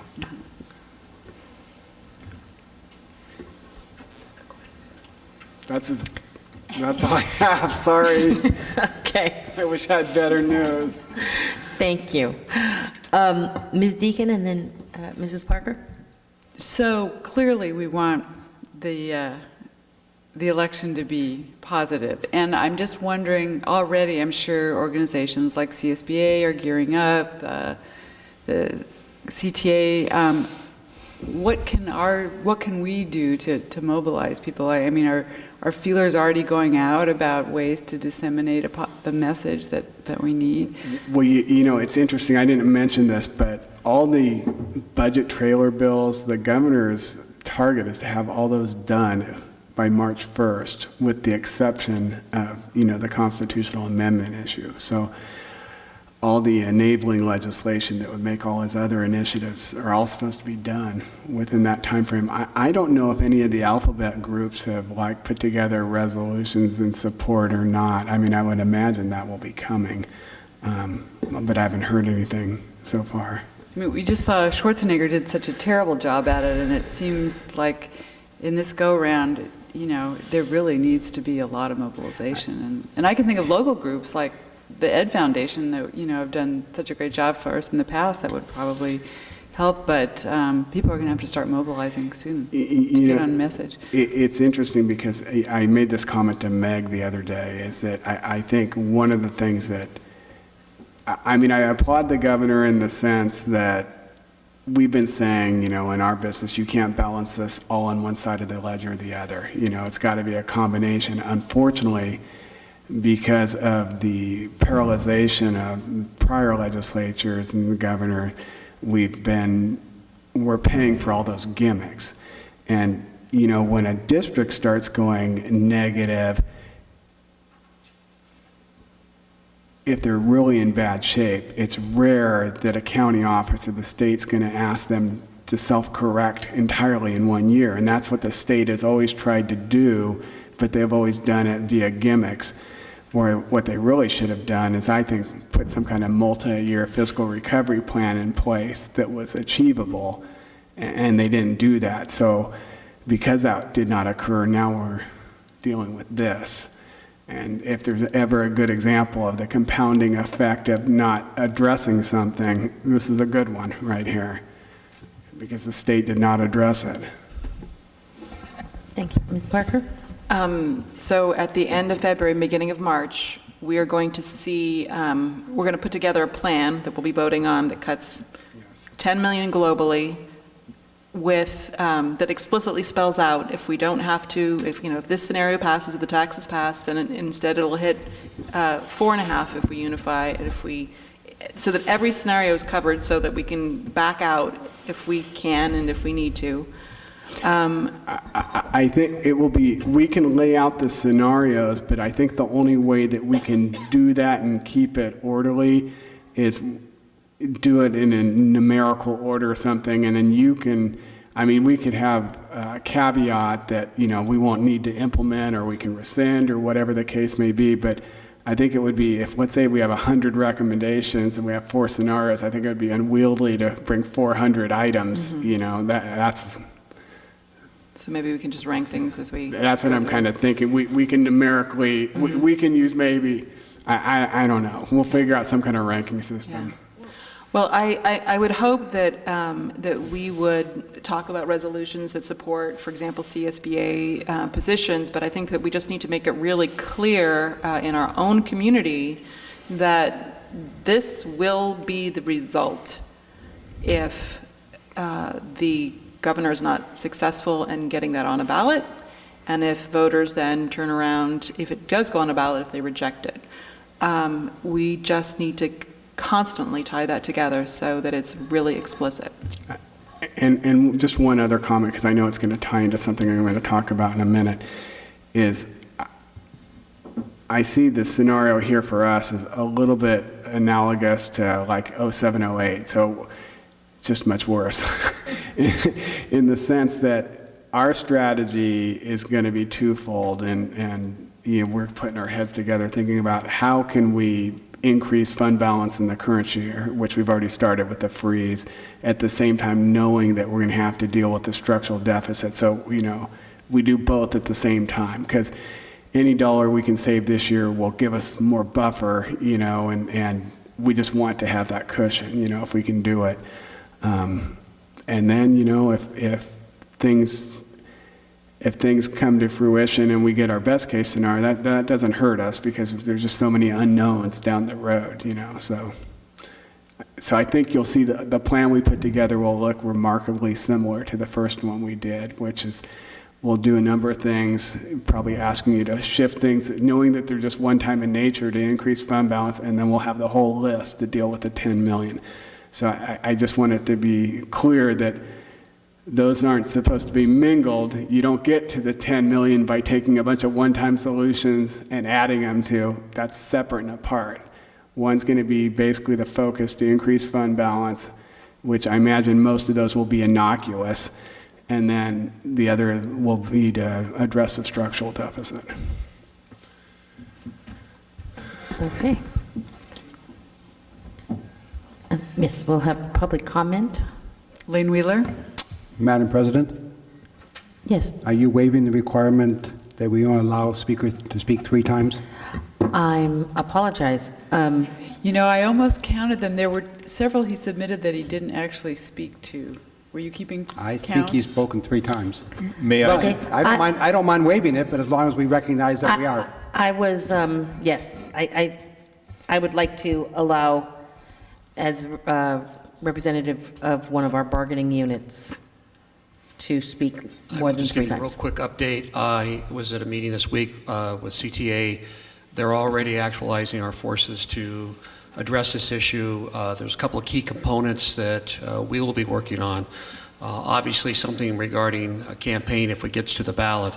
Obviously, some very sincere messaging to Republicans, because that's a key component of this. We do need to get some of those folks to at least let this get to the ballot.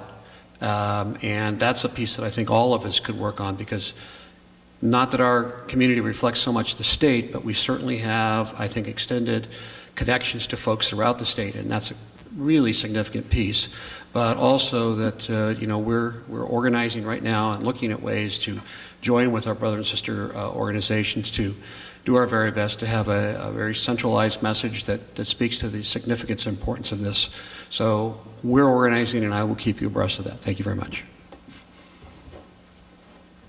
Thanks for the exception. Okay. Any additional comments from the board? I was just wondering, Ms. Chate, if we could get a copy of this, screen that you have up on, from the computer, and if you could perhaps add in that, or as it looks like you're doing, that fourth scenario. Yeah. Okay, so if we could get it in a copy, that would be great. Thank you. We'll get that out in the board brief. Okay. Other comments? No?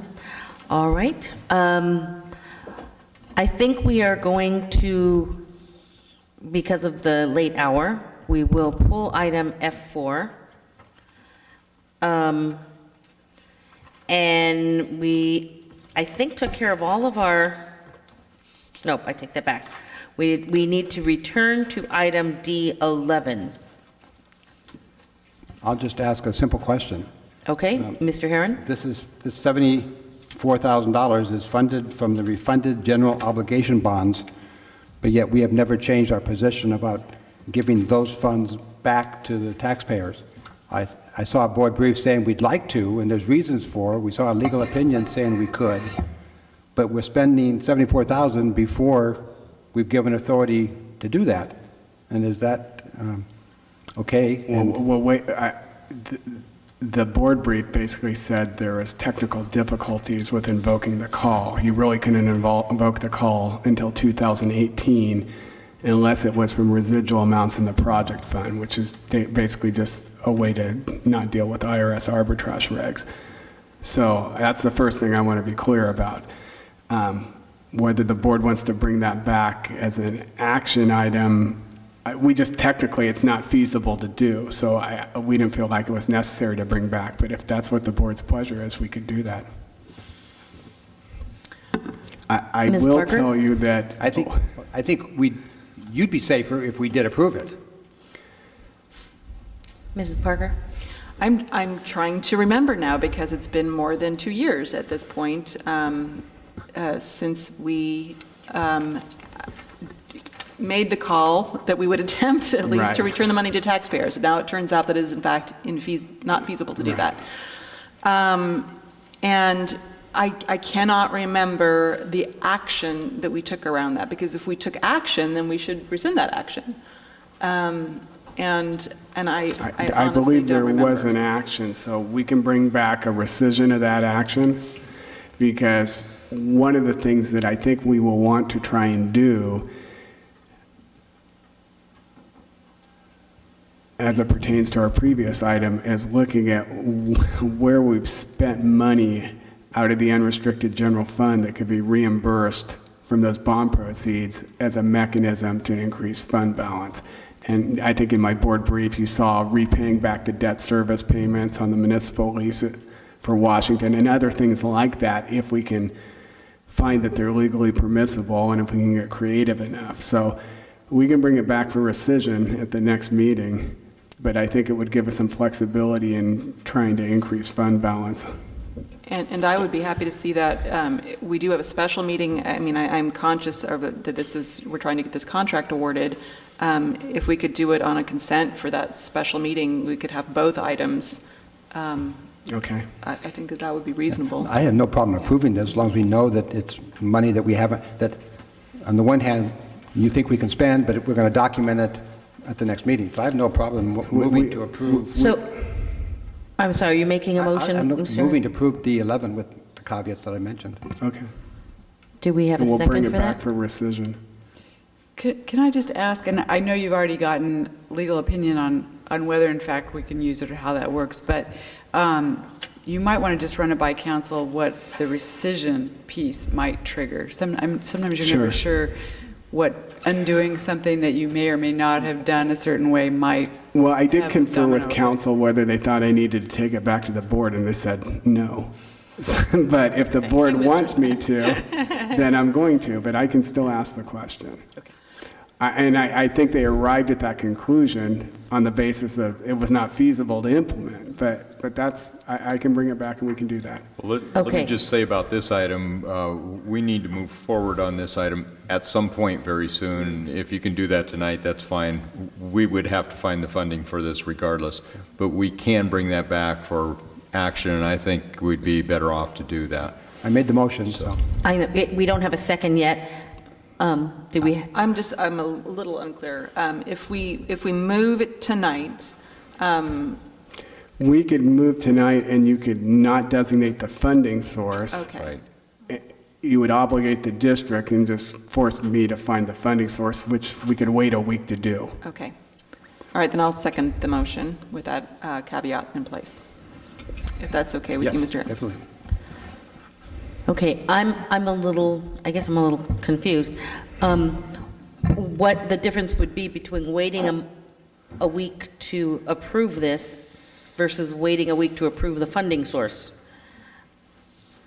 Because I'd kind of prefer to approve it with a funding source attached. Well, and I guess my argument is that we need to move forward on this post haste because of our problem with our telephone system, and regardless of funding source. Okay. We would have Okay. to find the funding even if it's out of the general fund. Okay, all right, that makes sense to me. Okay, so do we have any additional comments or questions? Okay, all those in favor say aye. Aye. Aye. Opposed? Abstentions? Passes 5-0. Thank you. And I'm not sure what's happening over at that table, Thanks. but, We'll try to get the kids under control. okay. Okay, that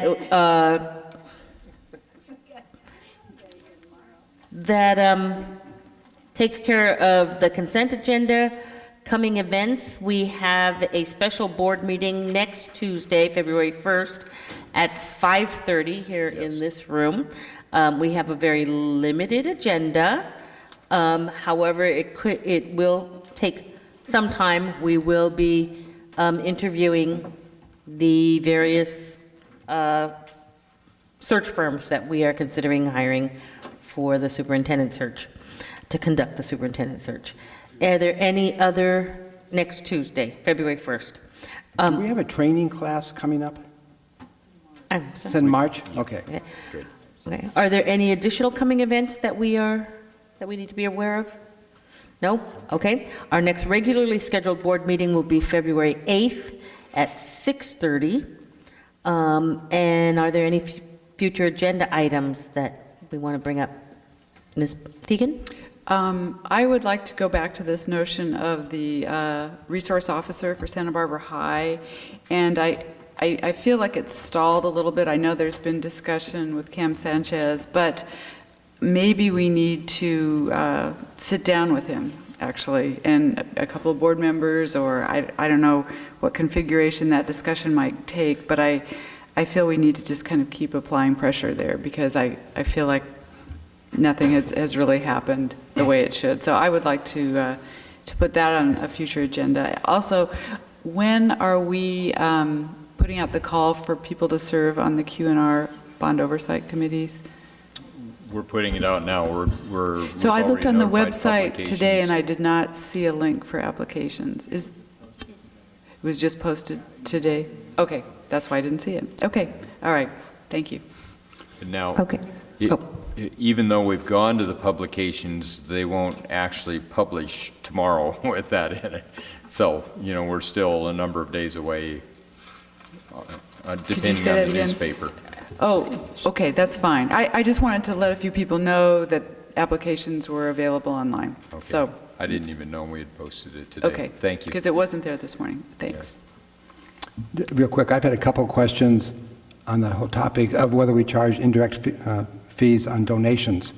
And the answer that I've gotten is this board hasn't made any decision on that, and so it's business as usual, and eventually, they might take the admin on those costs. Is that going to come back as a separate item, or is that going to come back in your... Yeah, council's working on something, and I talked to him last week, and he said he had something in draft form, and he was supposed to send it to me, so. Thank you. Okay. Any additional future agenda items? Hearing none, I am going to declare our meeting adjourned, and I will see you next week.